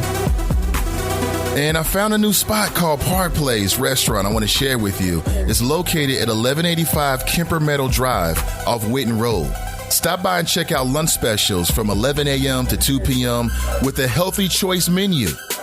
Looking for a cool spot to watch the game? Check out Park Place. Looking for a place to wind down? Check out Park Place. Looking for a place to host your meetings or events? Check out Park Place. Park Place Restaurant is a place with a good, healthy choice menu, live entertainment, and great prices. Come out on Wednesdays for half-price wine and speak your mind with spoken word on Thursdays. Park Place Restaurant has a live band every Friday with no cover charge, just food and drink specials. Park Place Restaurant, located at 1185 Kemper Meadow Drive in Forest Park, right behind Shell Gas Station. Or call ahead and reserve your table at 513-825-8888. Again, that's 513-825-8888. Park Place Restaurant, the place to eat. Google it.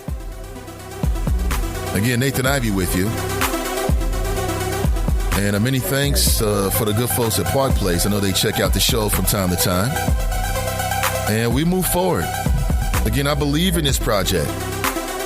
And with your support, who knows where we can go. And back to our conversation.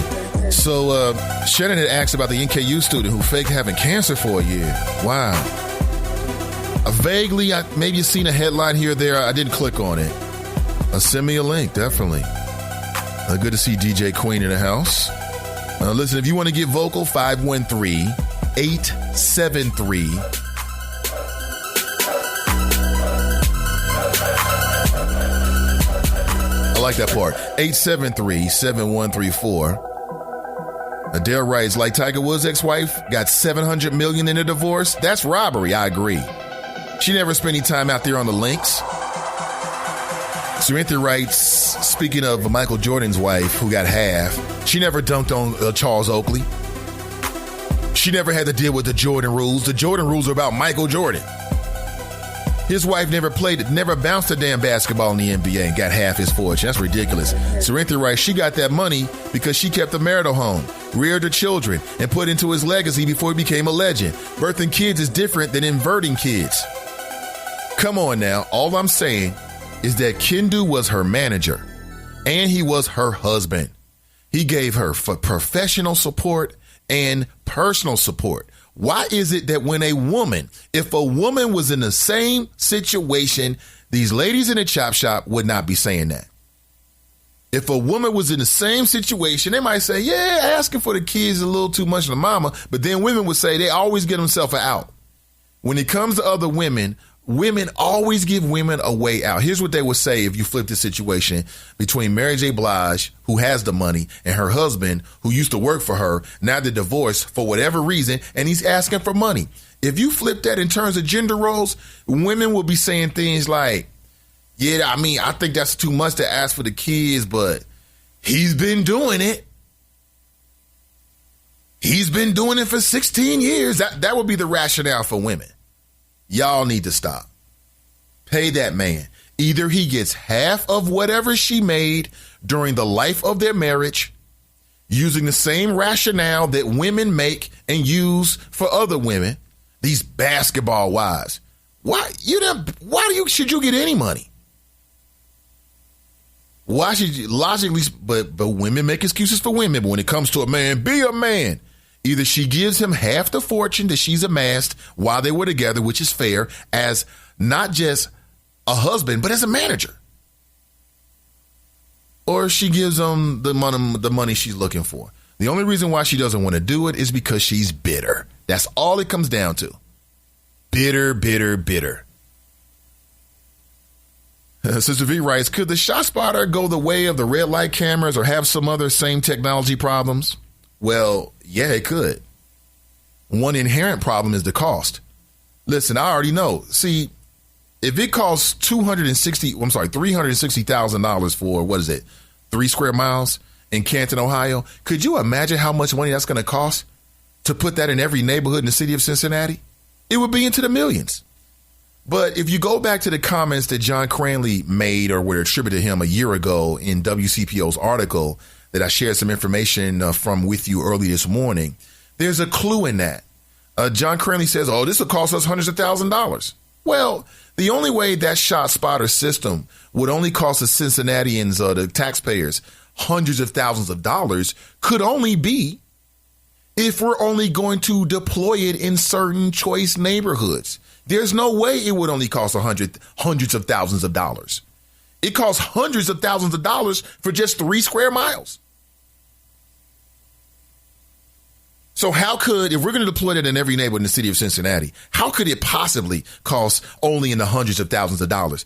It just doesn't make any sense with the math. Clearly, the intention is, and I think the mayor kind of tipped his hand with his comment, at least I can read through these things, is that we're going to deploy it in the hot spots, the black neighborhoods, the crime-ridden neighborhoods. That's what people are going to say. But let's go to the calls. Caller, how are you? Good morning. Hey, good morning. How you doing? I'm doing great. Who we talking to? This is Keith C. Oh, what's up, Keith C? I didn't catch your voice at first. What's up, brother? Oh, man, I'm all good. Well, I got a couple things. One is in one of our suburbs, Marietta, Georgia, we have it's a elevated system, kind of like a camera in a small. The apparatus kind of looks like a crane almost, where they may have a policeman in it, or they may have a camera in it, but it's tinted, so you can't see inside of it, and they'll raise it up a couple, maybe about 30, 40 feet up in the air, and they'll sit it like in a neighborhood, and supposedly it's supposed to, see if crime is, in that area at that time, so it's supposed to deter crime around there. What does it do? I saw that. Huh? Hey, Kesey, what does it do? Does it pick up gunfire, or what does it do? Well, I guess it kind of keeps you scared because you don't know, because it says Marietta Police on the side of it. So if we're recording, it's got a long-range camera on it to see down the street. So I guess if it's an area that's known to have crime, it keeps people from making moves. So they don't know if it's a man in there or not. Man, it's absolutely crazy. But I'm laughing at the technology they're putting out there. So basically, it's kind of like a man in a tower, right? Like part of the reason you put a guy in a tower with a gun, like it is so people can see it, like at these prisons and stuff, and also you get a higher vantage point. You get a higher vantage point, but and it may not be a person in there. You know what I mean? You don't know. It's tinted, so right? So you don't know. Oh, I get it. Does it work? I mean, do brothers be talking about it? Like, let's go around the corner to do our crime because the guy might be up in the crane. The crime go down every time they drop it in the area, and it's funny because it moves around. It ain't like they got a lot of them. It's like that one just show up somewhere, kind of like those little speed detection things that might just end up on the street one day. Right. The same type of deal, they just drop it in the neighborhood. Well, when they do that, the smart criminals are just gonna move away for a little while until they move the crane, and when they move, you come back. Yeah, basically. Now, the other thing was we were talking about the half. Now, I fully agree with you on the not being equal as far as men and women. You know what I mean? It doesn't make any sense. I always felt that alimony was, a crazy thing once you split. That you continue paying, the wife to enjoy the same lifestyle that she once had, So it should be the same thing. If you're going to do that for the wife and the husband. Man, plenty of women have sat at home and they were just homemakers while the man went out there and made lots of money. And when they split, they got a significant portion, if not half of it. And like you said, it's alimony. It's meant to keep that woman in the same lifestyle. So why shouldn't a man get it? Pay can do. Let me get some T-shirts, man. And I know people maybe laughing at it. Sounds ridiculous, man. It do until you really think about it. But a lot of women have been, they real arrogant in their role as women. And there's some women who think, men and women are not equal in women's mind. They're not. Women are supposed to get more rights because they're women. A lot of women feel that way. They won't admit it, but they feel that way. I know you come across that. We should open the doors for them. We should pay everything for them. What are you doing for us? Other than the Il Nana. You know what I'm talking about. Yeah, that's true. So now the other thing that I'm having a hard time with, of course there's a lot of cheating and indiscretion, all kind of stuff going on as far as people that's been in long-term marriages. So my wife watches, the Love and Hip Hop, and she saw the situation with Rashida and Kurt. Yeah, man. Like, he steps out and this, and then she watch Fences, all this type of stuff. So every now and then hits me with a question like, what keeps us together, or what keeps you happy, or what keeps you at home? You know what I mean? So she wants to know these things. I have to answer these things sometimes. So I guess because I'm a man, I ain't the most expressive guy all the time. But I'm a dude to stay home. I don't ever do nothing to go out nowhere. But she just want to know because these things come across her head. You see people that should be happy, and all of a sudden they just aren't. Yeah, and then she also tested you, man. She women start watching this stuff. They make them start looking at their men like, wait a minute, let me watch this brother. He did come home 15 minutes late last week. All this kind of stuff. Where were you for those 15 minutes? Damn. My wife already knows, so she don't ask me. She knows I love her. You know, we got to play the game and keep the women happy. That's right. Yep. Hey, Kesey, thank you for the flow, man. Appreciate it. Oh, man, anytime. Yep, most def. That's Kesey, man. Esquad Affiliates, esquad.com. Esquadaffiliates.com. Alimony, pay Kendu.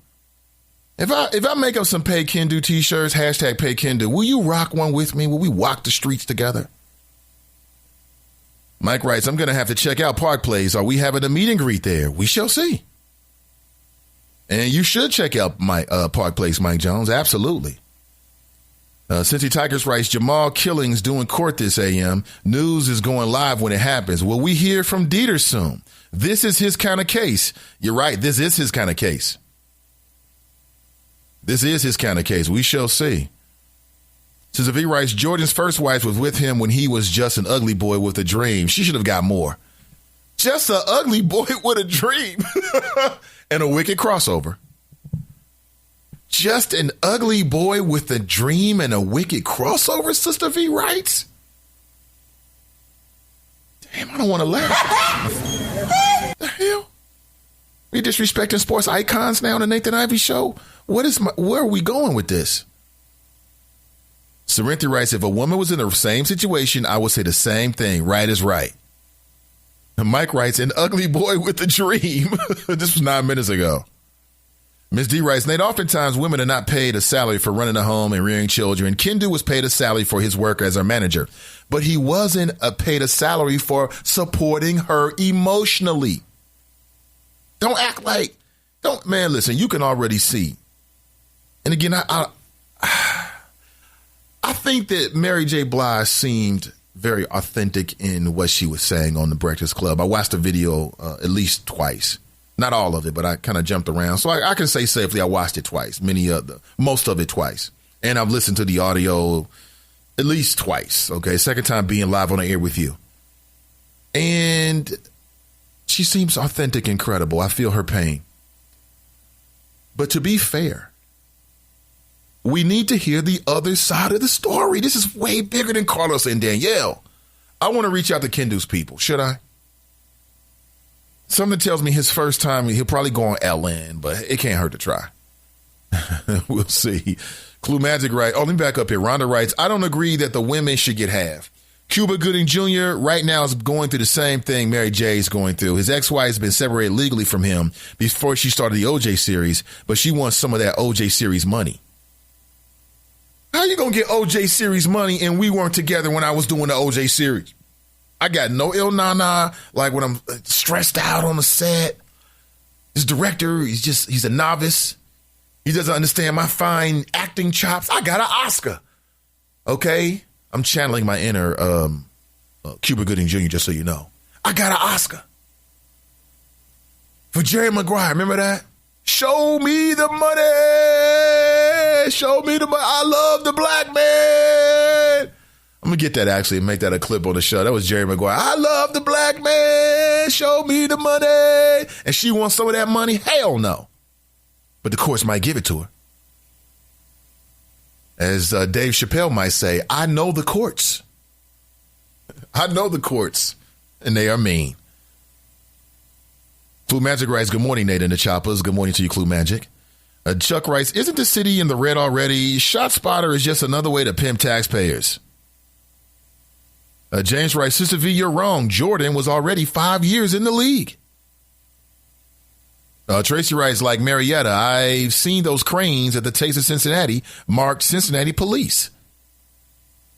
Because somebody's nieces and nephews running down the street, scaring that bejesus out of these good Cincinnati folks. I'm just trying to get a taste of Cincinnati.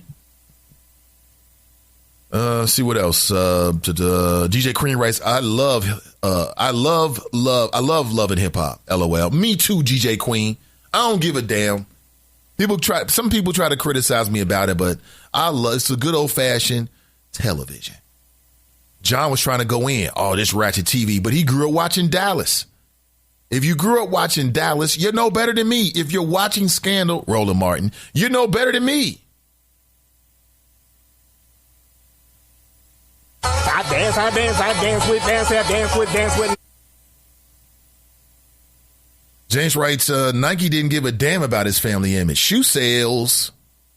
Mila writes, anytime infidelity is there, no one should be getting paid. You gave up your right to live that lifestyle. That goes for men and women. What? I mean, yeah, I get it. Like, if I'm a millionaire and we get together after I'm already a millionaire and you cheat on me, I shouldn't have to pay you because now I don't want to be with you no more because you cheat on me. So I get you on that. And that's a strong case there with Kendu. I will admit that. You know, in all seriousness, if in fact he stepped out and he decided to lead a marriage, maybe he should only get $75,000 a month. Or maybe it's just $150,000 a month. Angela writes, I thought Michael and Juanita were together before the NBA. I just can't remember. Rhonda writes, I went on Park Place website. I'm liking the fact no pork and red meat. They don't serve mammals. I'm digging this place already. Listen, the first time I went to Park Place and I sat down with the owner and I sat down with the manager out there and we were talking. And this conversation really started last year. And that's what I'm really learning more about the whole business world is that not every deal goes through. I've had multiple conversations, been on the cusp of multiple deals, and the vast majority have not gone through locally, regionally, and nationally. And that's real talk to you. And what I've learned is that, you know, sometimes the wheels grind very slowly, and that's business. But glad to have supporters and advertisers. And if the good folks at Park Place are listening, I'm sure they're very pleased. And again, the first time I sat around the Park Place, and I think I got the salmon burger. I'm a salmon eater. I got the salmon burger. Then they talked about their health conscious approach. I was like, hey, that's a very important thing these days. People are more health conscious. So, yeah, check them out. Certainly. They have a Facebook page as well. James writes, she was with Reggie Thesis before MJ. I do remember that.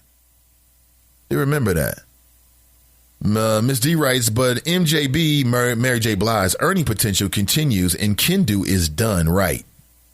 See, he's not making any more money. That's over with. His money was being with her. That is a tough one, though. So you blow it because of your issues. Like, you've got problems. It's not that I have problems. You have problems with me. So you leave the marriage and I'm supposed to pay you? That does seem a little bit out there, I must admit. Because I come from the good old fashioned US of, hey, if you want to leave, leave. But you don't take nothing with you. You don't take nothing with you. I get it. That's the knee-jerk reaction. All I'm saying is that I have observed over the years when the roles are reversed, women get the money. They get the money. There's not a lot of problems. All right, couple things. We might go a little longer this morning. I can't promise 10 a.m., but we may go a little longer. It's just so much to talk about, and hopefully you got time to talk about it. But there's a bunch of things. Number one, I want to go to the, as I do every morning, I try to anyway. Sometimes maybe I forget. I ain't perfect. Listen, we're growing every single day. Now there are over 500 members of the Friends Who Like the Nathan Ivey Show closed group page on Facebook. Over 500. I remember when we started with 100. And then it just escalated and is growing. As I'm telling you, we are growing every single day. We're almost at 6,000 subscribers. Some of you might remember it was just a little while ago when I was telling you we were approaching 5,000 subscribers. So now we're picking up more than 100 subscribers per week. So we are growing every single day. I know sometimes it may not seem like it. That's why I like to share as much as possible. We're growing every single day because of your support. Because of your support. Let's go back to the phones. Good morning, caller. How are you? What's going on, sir? What's up? This is Corinthia? Hey, you know it. What's going on? Welcome. Man, this whole Mary J thing still, I don't see how y'all not see the total parallel between just her relationship and the typical I'm getting a divorce kind of relationship. Like, this is not a typical scenario, man. This man is expecting this woman to still take care of him hand and foot, and he's the one that had that creep life going. How do you want me to pay you to creep on me? I don't understand. And to compare it to any other, like, high-profile divorce as far as celebrity goes, this is different. Some of those women, they bore children. They, I guess, went along with the assigned and defined roles for that relationship. She didn't give that man any children. All she did was keep the man. I understand paying the man something because alimony is real. Even if you're not married, you can get palimony. So I understand that is real. But what he's asking for is outlandish, and for the reasons he's asking for it, it's even more absurd. It's a bully tactic. I don't get it. I don't get it. I don't understand it, and I can't even, on some scale, I can even see how some people say that's what she did because she was a sad chick and she knew what she was getting into, yada, yada, and blah, blah. I can see it. But to endure mental and emotional abuse on that kind of scale and turn a blind eye to it and just to say that's what she gets, that's almost cold-hearted. Well, let's be clear. I never say that's what she gets. I never says what she gets. The point I was trying to make, though, and I do agree with this, Cynthia, is that you was a side chick. You married a man who had already proven that he was unreliable and unfaithful, that when he found something better, he was going to leave. So now you flash forward 15 years and he's found something better. Guess what? He's entitled to that better, but I don't have to pay you because you found better.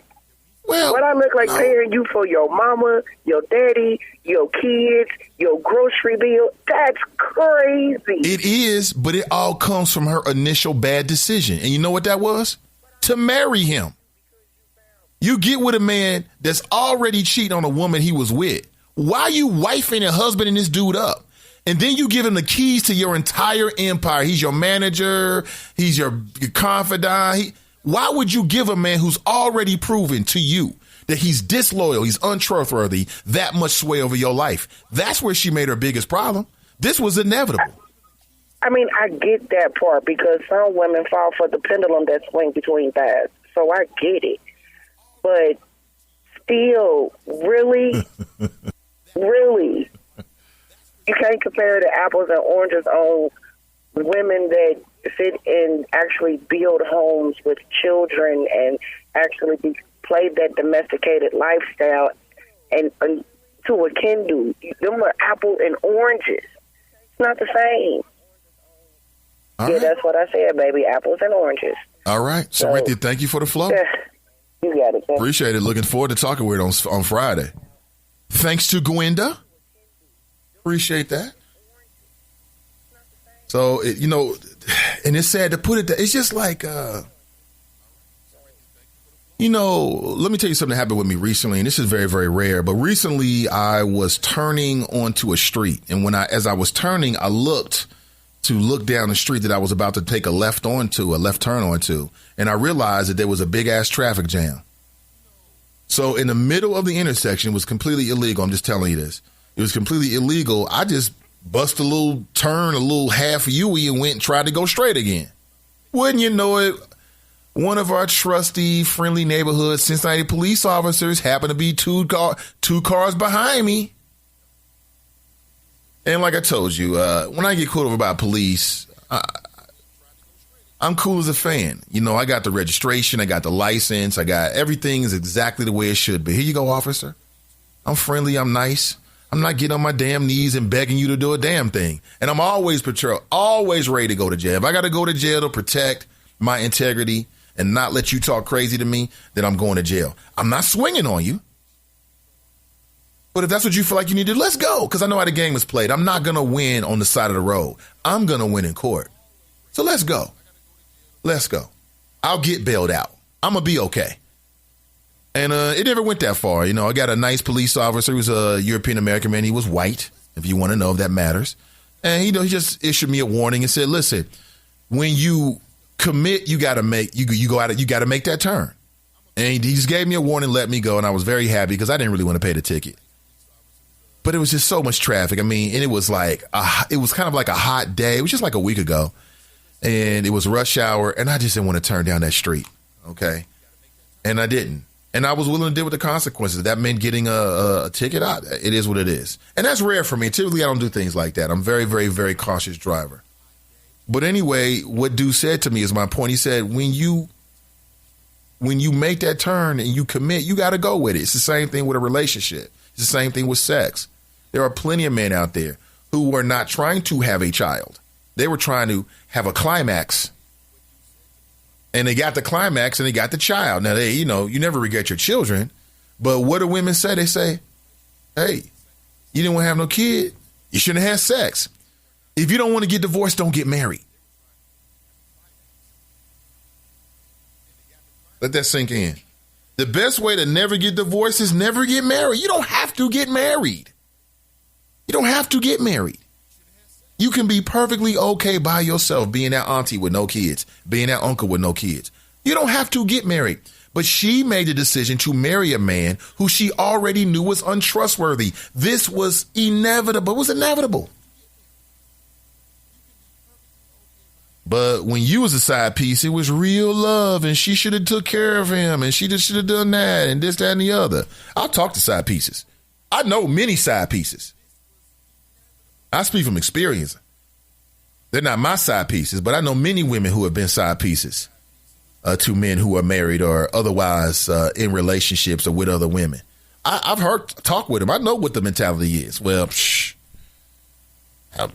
he cool with me. As long as he keep that with them kids and his girlfriend over there, we all good. When he come to my house, he don't have any kids. That's what I've heard. She's not with him when he's with me. And if she was, and women say this all the time, if she was doing what she's supposed to be doing, he wouldn't be with me. Men use the same rationale. Come on now, let's be adults. We know what goes down. I'm keeping it real with you. Keeping it real with you. Angela writes, Mary J is another Halle Berry. She's a magnet for kooks. Well, don't kooks, birds of a feather flock together. Does that mean she is a kook? You got to be a kook to keep attracting kooks. Shannon writes, Park Place is a nice place. I go there often. That's great to hear. I will relay that message to the good folks at Park Place. Tracy writes, I guess I'll quit my job today and ask them to still pay me. Hashtag good luck with that. Something tells me Tracy doesn't like my flow. She doesn't agree with my flow. She's resisting the flow. Pat writes, shout out to Jane for starting the Friends of Nathan Ivey page. Oh, absolutely. And again, I met Jane. I was super excited when I realized who it was. Super excited. I mean, genuinely like, wow. Like I tell you, when, as an adult, there are 2 times in your life when you get a chance, a sense of knowing the people around you and how people really feel about you. And that's when you have big success and when you have big, what some people might perceive as setbacks. That's when you learn a lot about the people around you. And why is that? Before we go to break, it's very simple. People will smile in your face and dance around and show you all their teeth and gaggle with you and cuck with you as long as everything is cool, as long as they feel like you can do something for them. And when they perceive you cannot do anything for them, a lot of people don't need you. And I talked to Jerry Tolliver about that. She shares that experience with me. And I've experienced myself on some solid levels. The difference between me, and I'm just saying nothing about Jerry or anyone else, but one thing that's unique about me is I stopped giving a damn what people think about me a long time because I realized I can't sway everybody. I can only be my authentic self. If people like it, they like it. If they don't, that's great. No hard feelings. Find what you like. That is great. Nothing wrong with that. But also when you have big success, when you have success, it tests the people around you because what I mean by that, because you have friends and family members who are very happy with where you are right now in your life. They like where you are. They're comfortable with where you are, the amount of money you have, the type of job you have, your job title. And when you have some success and you flash forward and then maybe in their minds, they perceive that maybe you're on par with them or have more than them or whatever, people act funny. I've seen it firsthand. People act funny. So I've been blessed with this experience since leaving my last employer to have been in a space where I was kind of public. And I'm telling you, man, there's a lot of good people in the city of Cincinnati, a lot of Mitches and Gilligans, but there's a lot of good people, man. So I'm very blessed to have support. Very blessed. Fame writes, of course, Jordan still makes money from Nike. P. Evans writes, the problem is we don't really know she was his side chick. Damn, P. Evans blowing a hole in my flow. I had a good flow there. P, damn. Craig writes, Mary don't hate the player, hate the game. I say the same way you get them is the same way you lose them. That's true. The same thing that makes you laugh will make you cry. My grandparents used to always say it, and I found it to be exactly true. A lot of people end up, they think they're so smart. I've watched people around me and just observe things being a grown man. And a lot of people think they are so smart. And what I've seen is that sometimes the games that people play, they set emotional other people is exactly what ensnares them and gets them caught up in the end. It's so enjoyable to watch a sucking MC get what they deserve, isn't it? This is the Nathan Ivey Show. Like a quick pause, a few commercial breaks, and we'll be right back. If you'd like to share your thoughts, 513-873-7134. There's so much going on that we got to go to 10 a.m. this morning. I'm down. And perhaps reconnect later on in the day. I'm down. Nathan Ivey, NathanIvey.com. We'll be right back.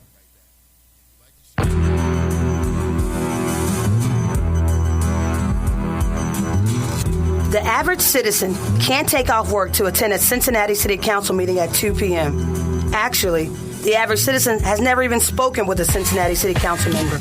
I'm going to change that. My name is Tamaya Denard, and I'm running for Cincinnati City Council to make your government more accessible to you. We should change City Council meetings to 6 p.m. so they're easier to attend. We should have a City Council meeting in all 52 neighborhoods. And we should explore changing our charter to stagger our elections. That way, you hear from council members more than once every 4 years. Government was designed to best serve its people. It's time we made City Hall more accessible to regular folks like you and me, and not just campaign donors. To find out more, visit TamayaDenard.com. When elected, I'm going to fight for you. We asked kids what it took to be a dad. This is what they had to say. A father is always present. I mean, what real father figure can you have if they're not there?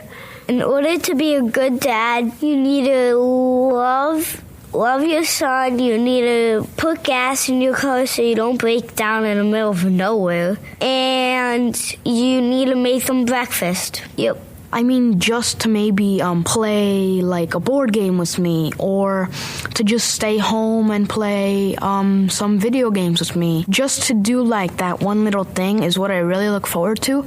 I'm not asking him to be a perfect dad, but he should try. He's just a constant force in my life. There's no other type of love like a dad's love because it's not comparable to anything else. Take time to be a dad today. Call 877-4DAD-411 or visit fatherhood.gov. Brought to you by the U.S. Department of Health and Human Services and the Ad Council. Hey, everyone. Let's all stop what we're doing right now and take a moment. That felt good, huh? Just like that, we had a nice, special sort of moment together.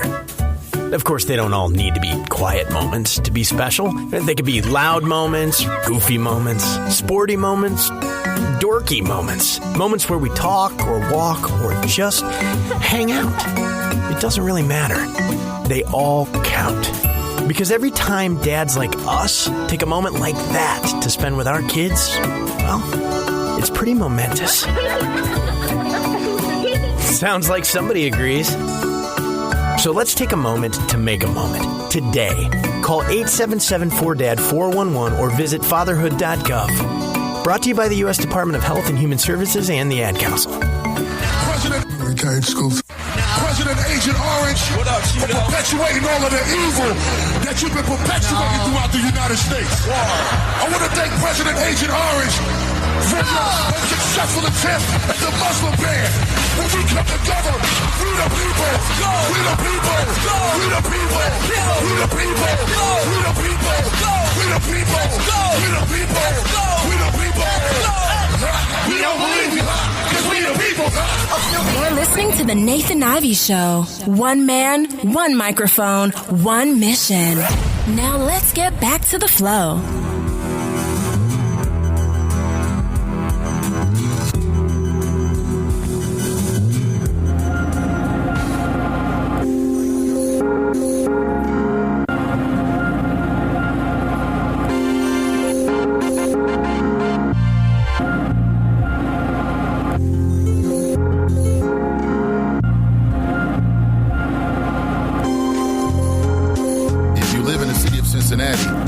more news that you can use. The Ohio law that requires people convicted of driving drunk to have in-car breathalyzers goes into effect today.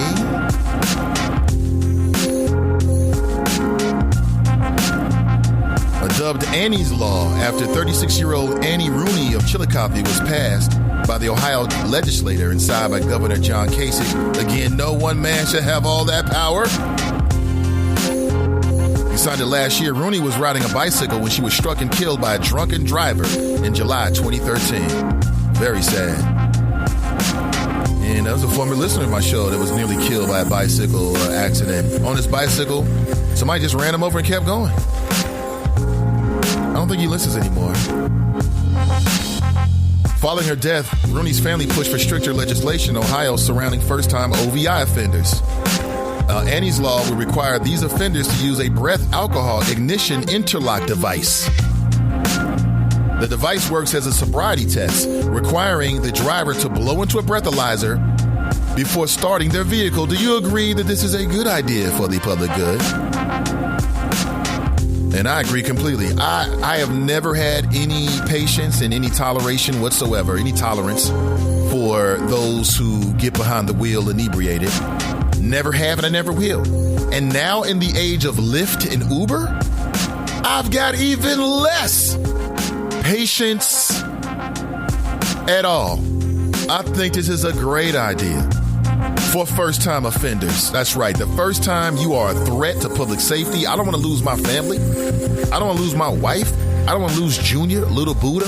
I got brothers and sisters, nieces and nephews. Hell, my mom traverses these streets. Chairman Mom.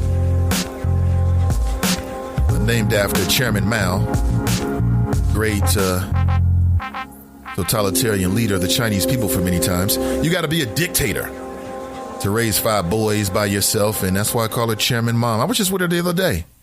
I was just with Chairman Mom. Chairman Mom is getting up there, but my mother has such a strong will. I love it. Learned so much from my mother. And her thirst for knowledge, I got from her. Her thirst for reading, I got for her. Her thirst for I don't know how to describe it, but she got an incredible backbone. So I get a call 2 days ago. I had just gotten in. I was out.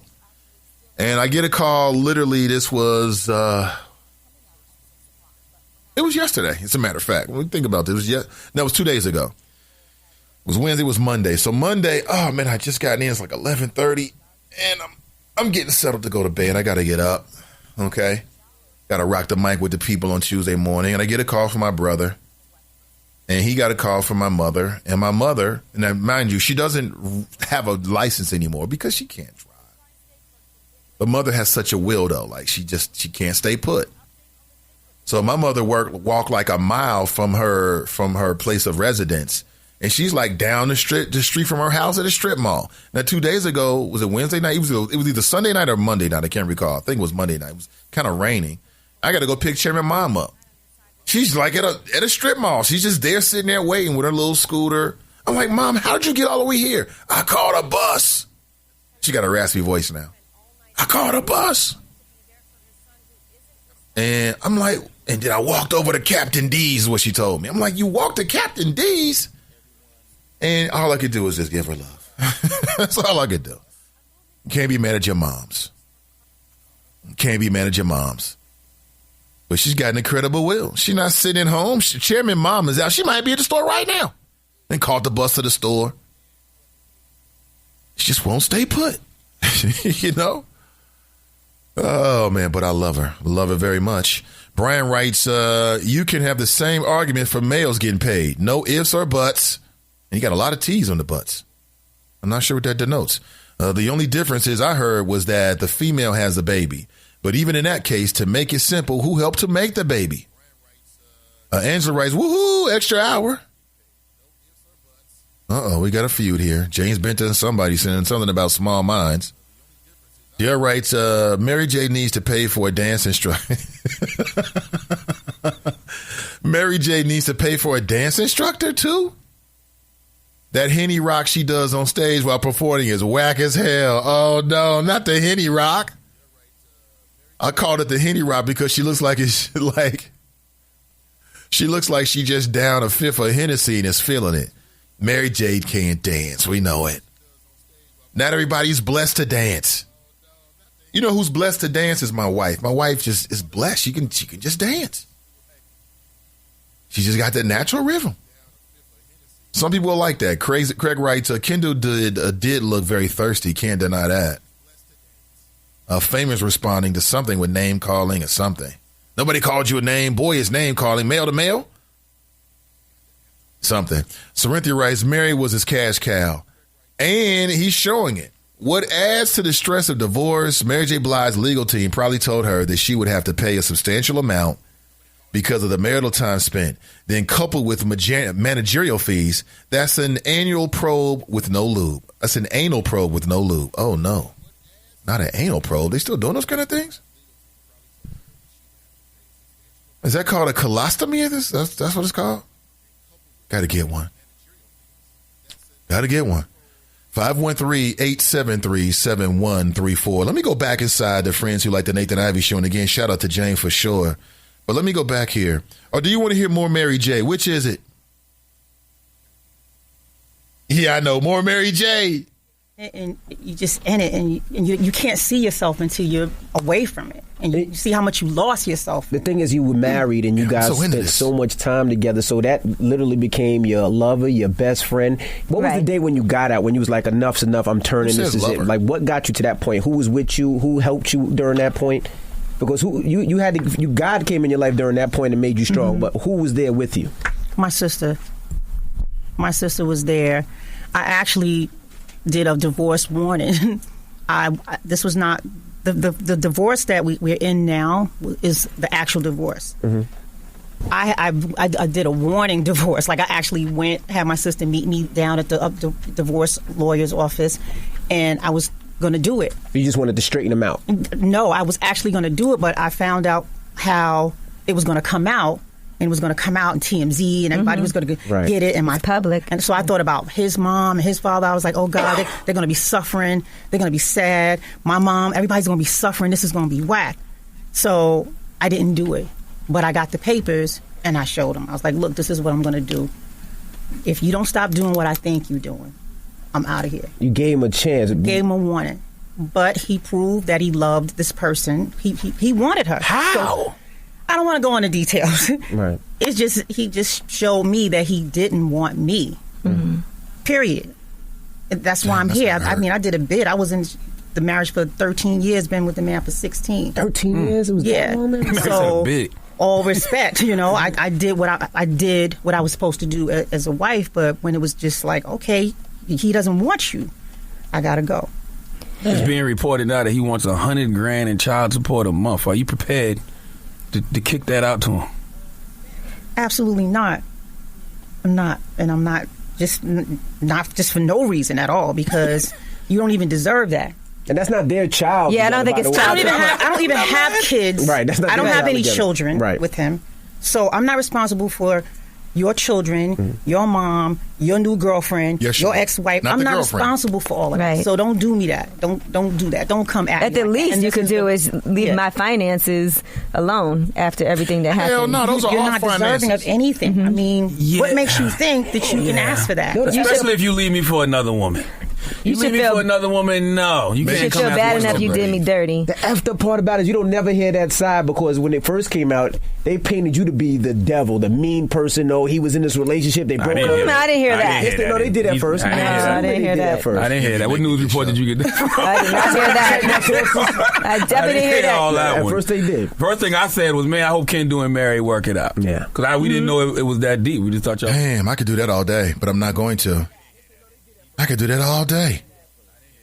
And it's not about, listen, I understand the kids, you're right about that, but she's financially responsible to him, and those are his financial responsibilities. She's been taking care of it all this time. So financially, maybe she can handle it. I don't know. He said, people are laughing at Henny Rock. That's funny. Angela writes, no hating, drama follows her. Drama seems to follow her. Well, wait. Not hating, drama follows her, seems with men.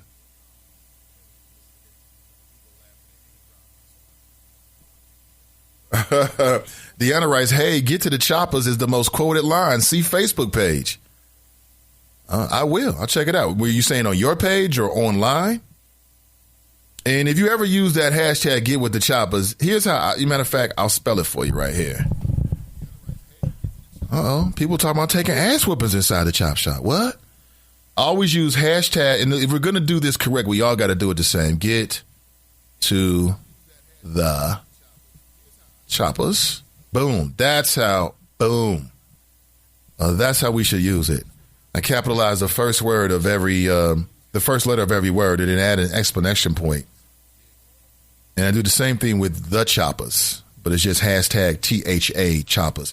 I want it to be unique because if we can get enough people to use that hashtag, you might not believe this, but if I can get enough people to use that hashtag online, I can actually chart that in terms of on Facebook. Also on Twitter, you can charge that.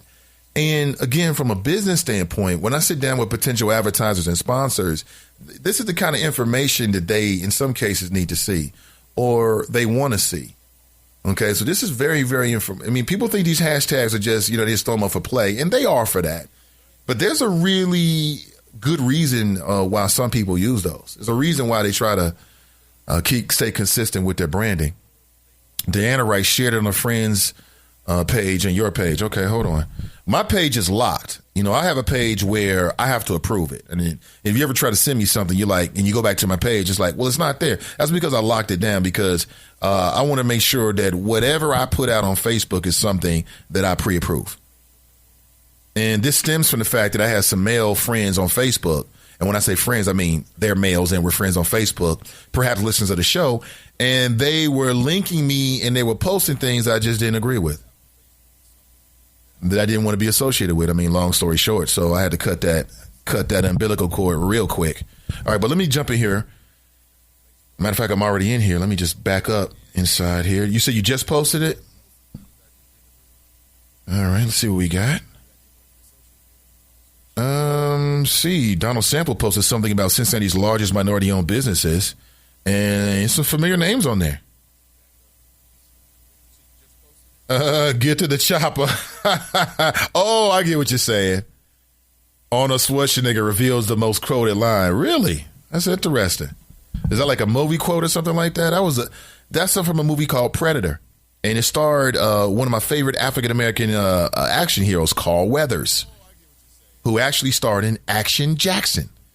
And if you've never seen Action Jackson, as a man, it's well worth your time. Let me tell you. Sidebar, ladies, you're not hearing any of this. Talking directly to my male listeners, right? Directly to your male brain. It's got Vanity. Yeah, the lead singer. Remember that Vanity 6? Can you kiss me? Something I got to hum the rest. I know the rest of the lyrics. That's what the song she's singing in the movie. It's great action. It's a brother. He's like a cop, but he's a loose cannon. He's got muscles. He's the smartest. He's the fastest. All this kind of good stuff.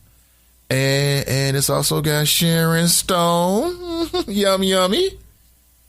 Yeah, I'm unabashedly a man, okay? Unabashedly. I like it. Little Sharon Stone action. I'm talking about a young Sharon Stone. Young, fit Sharon Stone. And without saying too much, we'll say shower scenes. Love scenes. We'll put it like that. I'll leave it alone. I'll back away from it. I think you got the point. Get to the choppers. Where are you at, Arnold? Get to the choppers. I hear the choppers coming. I hear the choppers coming. I used to say a little something after that. Get to the chopper. Go. Get to the chopper. Get to the choppers. Fame and James Benter are going back. James says somebody got sunned, and James is saying speak English. Fame writes, Kendu trying to take a page from the Kevin Federline playbook. Ooh, Kevin Federline, he just backed up the money, man. Dancer, hooked up with Britney Spears, had a couple kids, and he got divorced and got some money.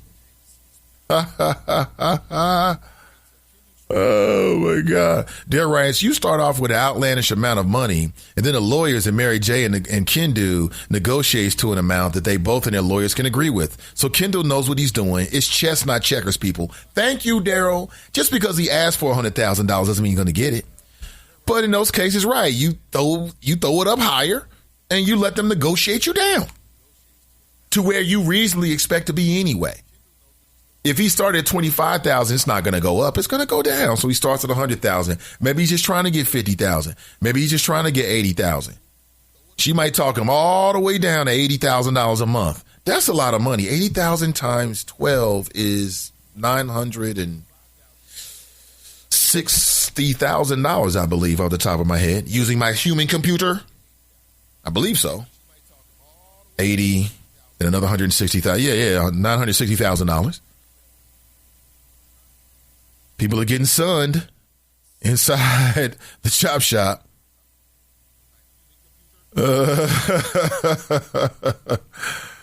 Oh, my God. Some of these comments. Sarinthia writes, she holds him 6 months of spousal support and transitional support. After that, a man that don't work, don't eat. Oh, so now we want to go with gender-specific rules. What about a woman that don't work, don't eat?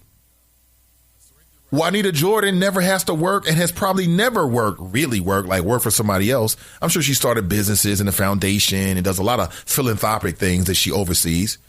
I'm sure she has her hands in a lot of different things in her community and things like that, I'm sure. But she never bounced a ball. She never had to face the Isaiah Thomas-led Detroit Pistons in the late 80s, early 90s. She never had to deal with that.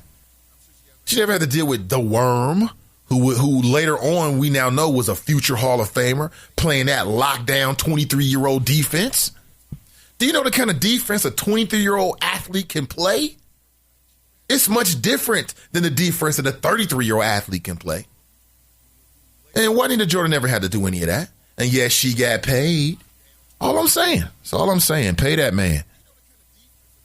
Pay Kendall. Pay Kendall. That's all I'm saying. Pay Kendall. Let me move on here. I want to circle back around for folks who may have missed the beginning of the show. We were talking about numerous things. One, what in the hell is the state of men these days? Is it just me, or are you kind of noticing that in general, men are mitchier than ever? That might be the title of a good blog post. Men are mitchier than ever these days, ... The hell? And I told you about a man coming from Florida, a Sanford, Florida man, who is now in custody because he killed his girlfriend. Now, he killed his girlfriend after their argument got caught on video. The argument actually got caught on video. Hours later, police come to the scene because of a 911 call, several 911 calls. And this man has actually murdered, allegedly, his girlfriend, the woman that he had such an argument on. They got into a big argument. It got caught on body cam because police were called to a situation. It was a couple that was arguing in a parking lot of a gas station, I believe. And I've got a clip here from Inside Edition. Check this out. All right, if she gives you back your car key, can you give her back her house key? I don't have a house key. Police were called to intervene in a couple's fight just hours before they say the man in the body cam video shot and killed his girlfriend. The Sanford Police Department says 31-year-old Alan Cash opened fire at the home of 35-year-old Latina Herring, killing her in her bed. 5 others were also shot in the incident, including Herring's 2 sons and her father. One of the children, 8-year-old Brandon Christian, died the next day. This was a tragic situation, one that we believe could have been avoided. The cause of this was Mr.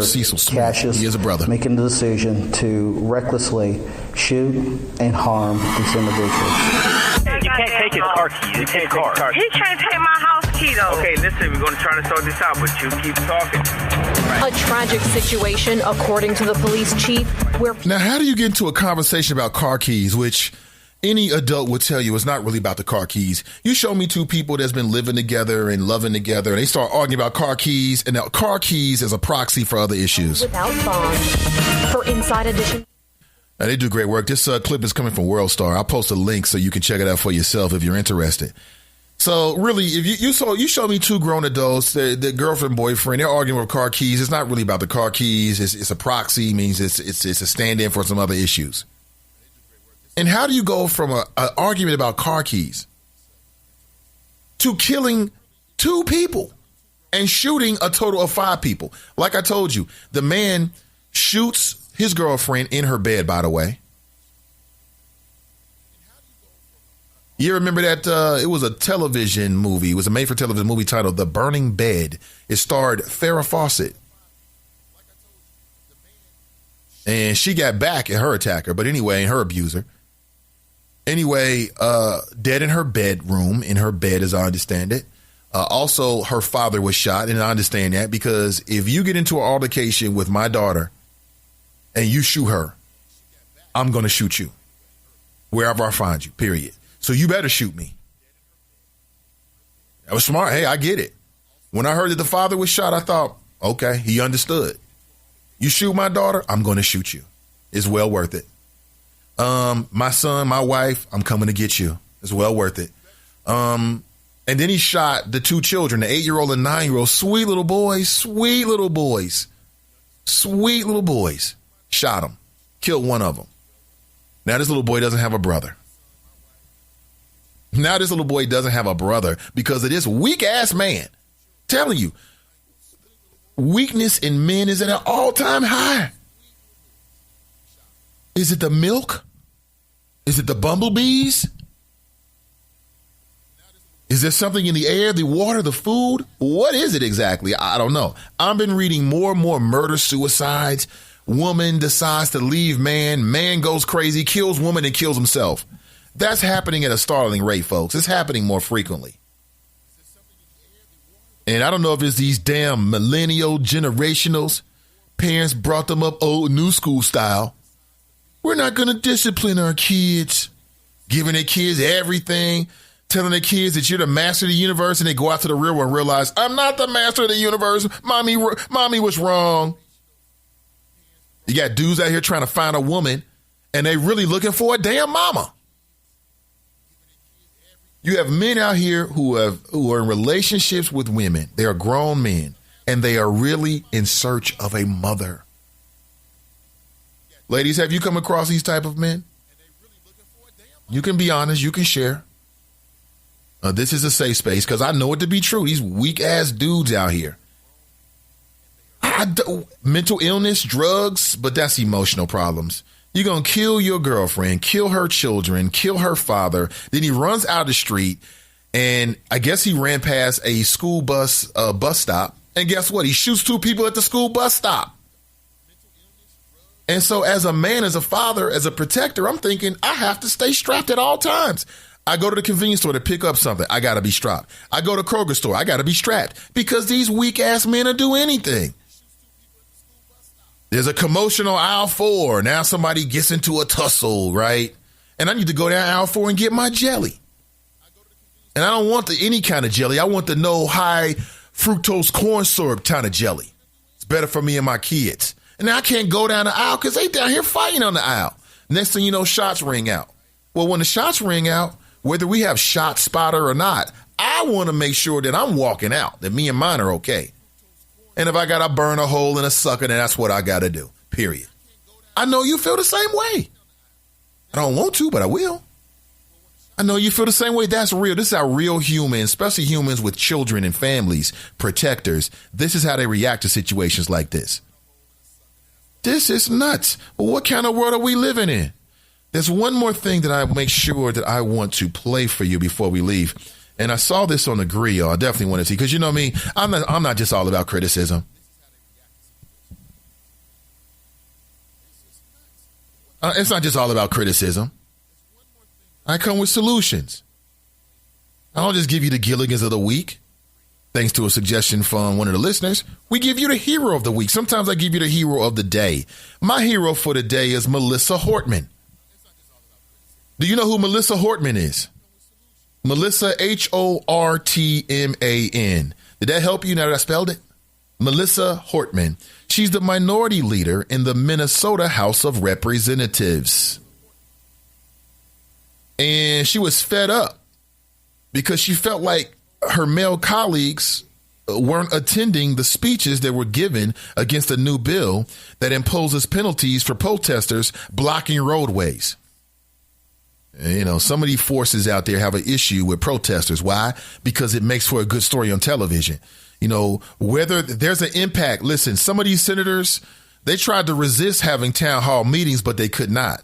Because when you get 100 or 200 or 50 determined individuals and they contact their local news and they show up at their representatives with a good question or very good comments and statements and signs, and they say, listen, we want to talk with our representative about the health care bill. Even if their rep doesn't show up, if the media reports it, it has impact. It has power. And we've already learned. That's why I keep saying, listen, it's not doom and gloom because Trump's in the White House. Keep your eyes on 2018, the midterm elections. Keep your eyes on 2020, the next presidential election. No matter, despite whatever the people that surround Donald Trump may say, they may say he's the most powerful man in the universe. He's the most powerful man in the universe. Every critic, every detractor will have to bow down to President Trump. It's everyone who's ever doubted Donald, whoever disagreed, whoever challenged him. It is the ultimate revenge to become the most powerful man in the universe. That's Omarosa, and all that tongue game keeps her a job. She is saying great things about Donald Trump, the most powerful man in the universe. Girl, bye. He may be the president, but he still has to get out of here in 4 terms if he loses the next election. Regardless of how powerful Omarosa says he is, he still has to roll in 4 years. He still has to deal with the way Congress works. There's power in your voice. But let's get back to Melissa Hortman. She stood up recently and made a damn good point. And she called out, and she is a white female, she called out the white males in the room, her colleagues. And she felt like the female voices were being I have a lot of respect for everybody on the floor here. And the comment that was made by the minority leader, I guess, got me going here. For what purpose does the lady rise? Call the House, Mr. Speaker. I hate to break up the 100% white male card game in the retiring room, but I think this is an important debate. I'm a white male. I respect everybody. But I really believe the comments that were made by the minority leader were really not appropriate. Minority Leader, would you apologize to the body?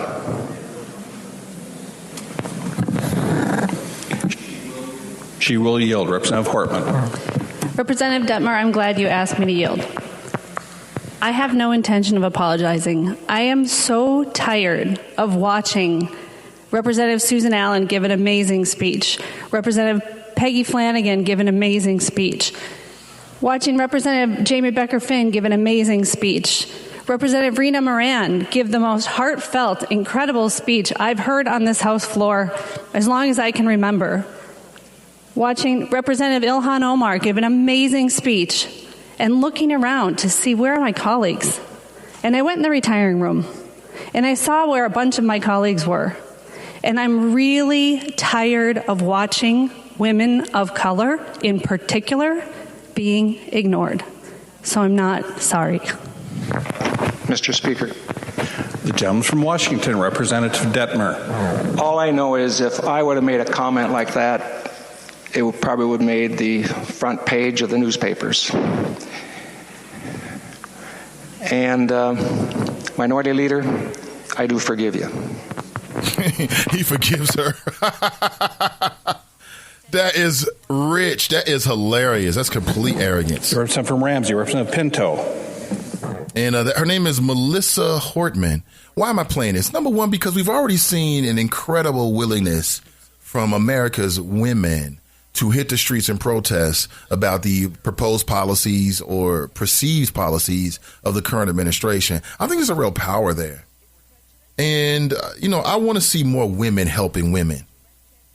I want to see more white women standing up and speaking up about issues that don't necessarily just influence white women. I want to see more black women and white women and women from all colors working together for their shared interests and standing up for one another.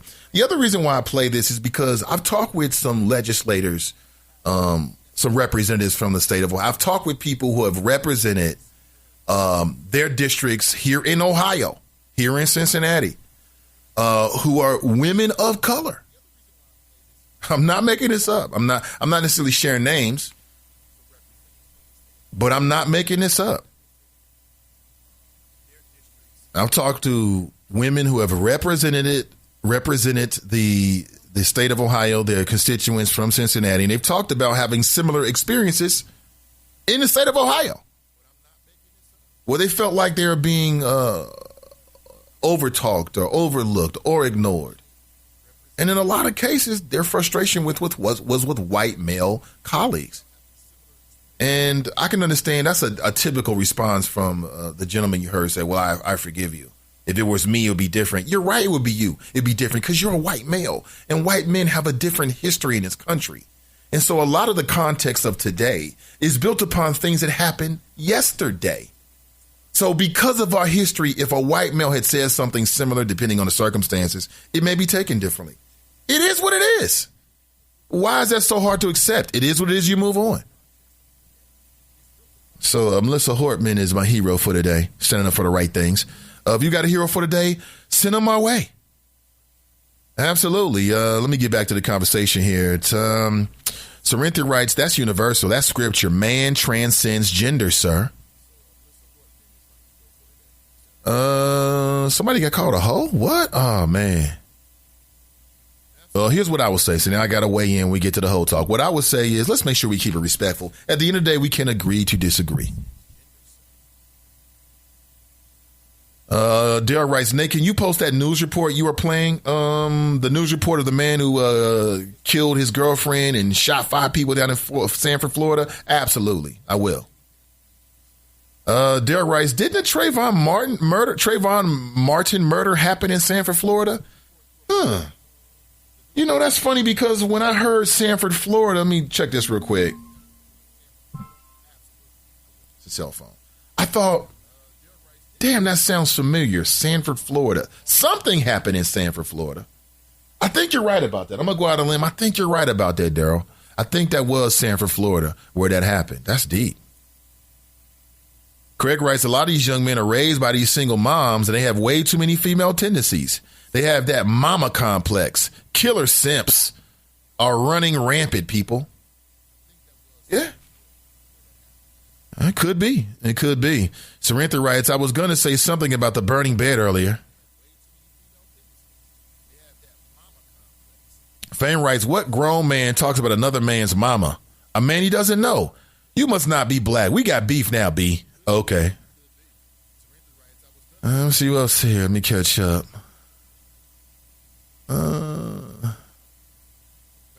See, Denise writes, I'm always strapped, even when I'm at work and at church. And again, I'm a different kind of progressive. I support your Second Amendment rights. You should have the right to have a firearm if you don't have any kind of legal disabilities, meaning you were like a felon or you committed an armed robbery. I would even be open to a conversation of allowing felons to own firearms legally. I don't think that just because you are a felon, to me, it depends on your history. I'd be open to a conversation about that. And I am in favor of a lot of restrictions. We need to have a background checks. We need to close loopholes. Mentally ill citizens should not be able to get their hands on a firearm legally very easily. Shutting down the internet loopholes, shutting down the gun loopholes. I'm in favor of a lot of that. But I still think that people should have a right to have a firearm to protect yourself. Because even with ShotSpotter, it's not shot pre-locator. I mean, what is this, the Minority Report? Where you got, and what the hell, that was a crazy, remember Tom Cruise, that movie We Could See Into the Future? And they had 3 psychics floating in a jacuzzi with bubbles. And they would foresee the crime, and then somehow with all this technology, the crime would be written on like a wooden sphere or something like that. I think I'm right about this with the Minority Report. That was a strange movie. But this isn't the shot spotter technology that we spoke about that the mayor may introduce to help reduce crime violence or gun violence in the city of Cincinnati. It's not like a precognition of where the crime is. This is not like the pre-crime services. We solve the crime before the crime happens. No, they're going to show up after the firearm is discharged, not before the firearm is discharged. That means that until the authorities show up, you're on your own. And if you're on your own, you got to be prepared. That's all I'm saying. That's all I'm saying. You have to protect you in these cases. Do it legally, do it lawfully, follow the books, and that's it. Denise writes, I think I read that. Sarita writes, being with a person should never consume you to the point where you feel you have nothing to live for. I agree. A lot of people put all their eggs, all their emotional eggs in the person they're with. Like, I'm invested with the wifey very much. If we divorce, I'd be terribly upset. I'm not committing suicide. Life goes on. I know she feels the same way. But, of course, I don't want that to happen.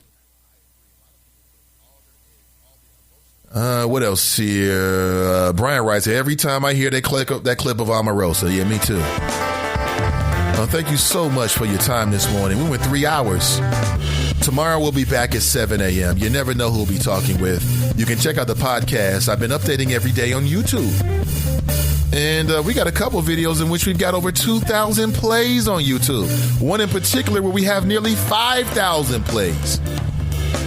So as I said, we are growing every single day, and it's because of your support. Thank you so much.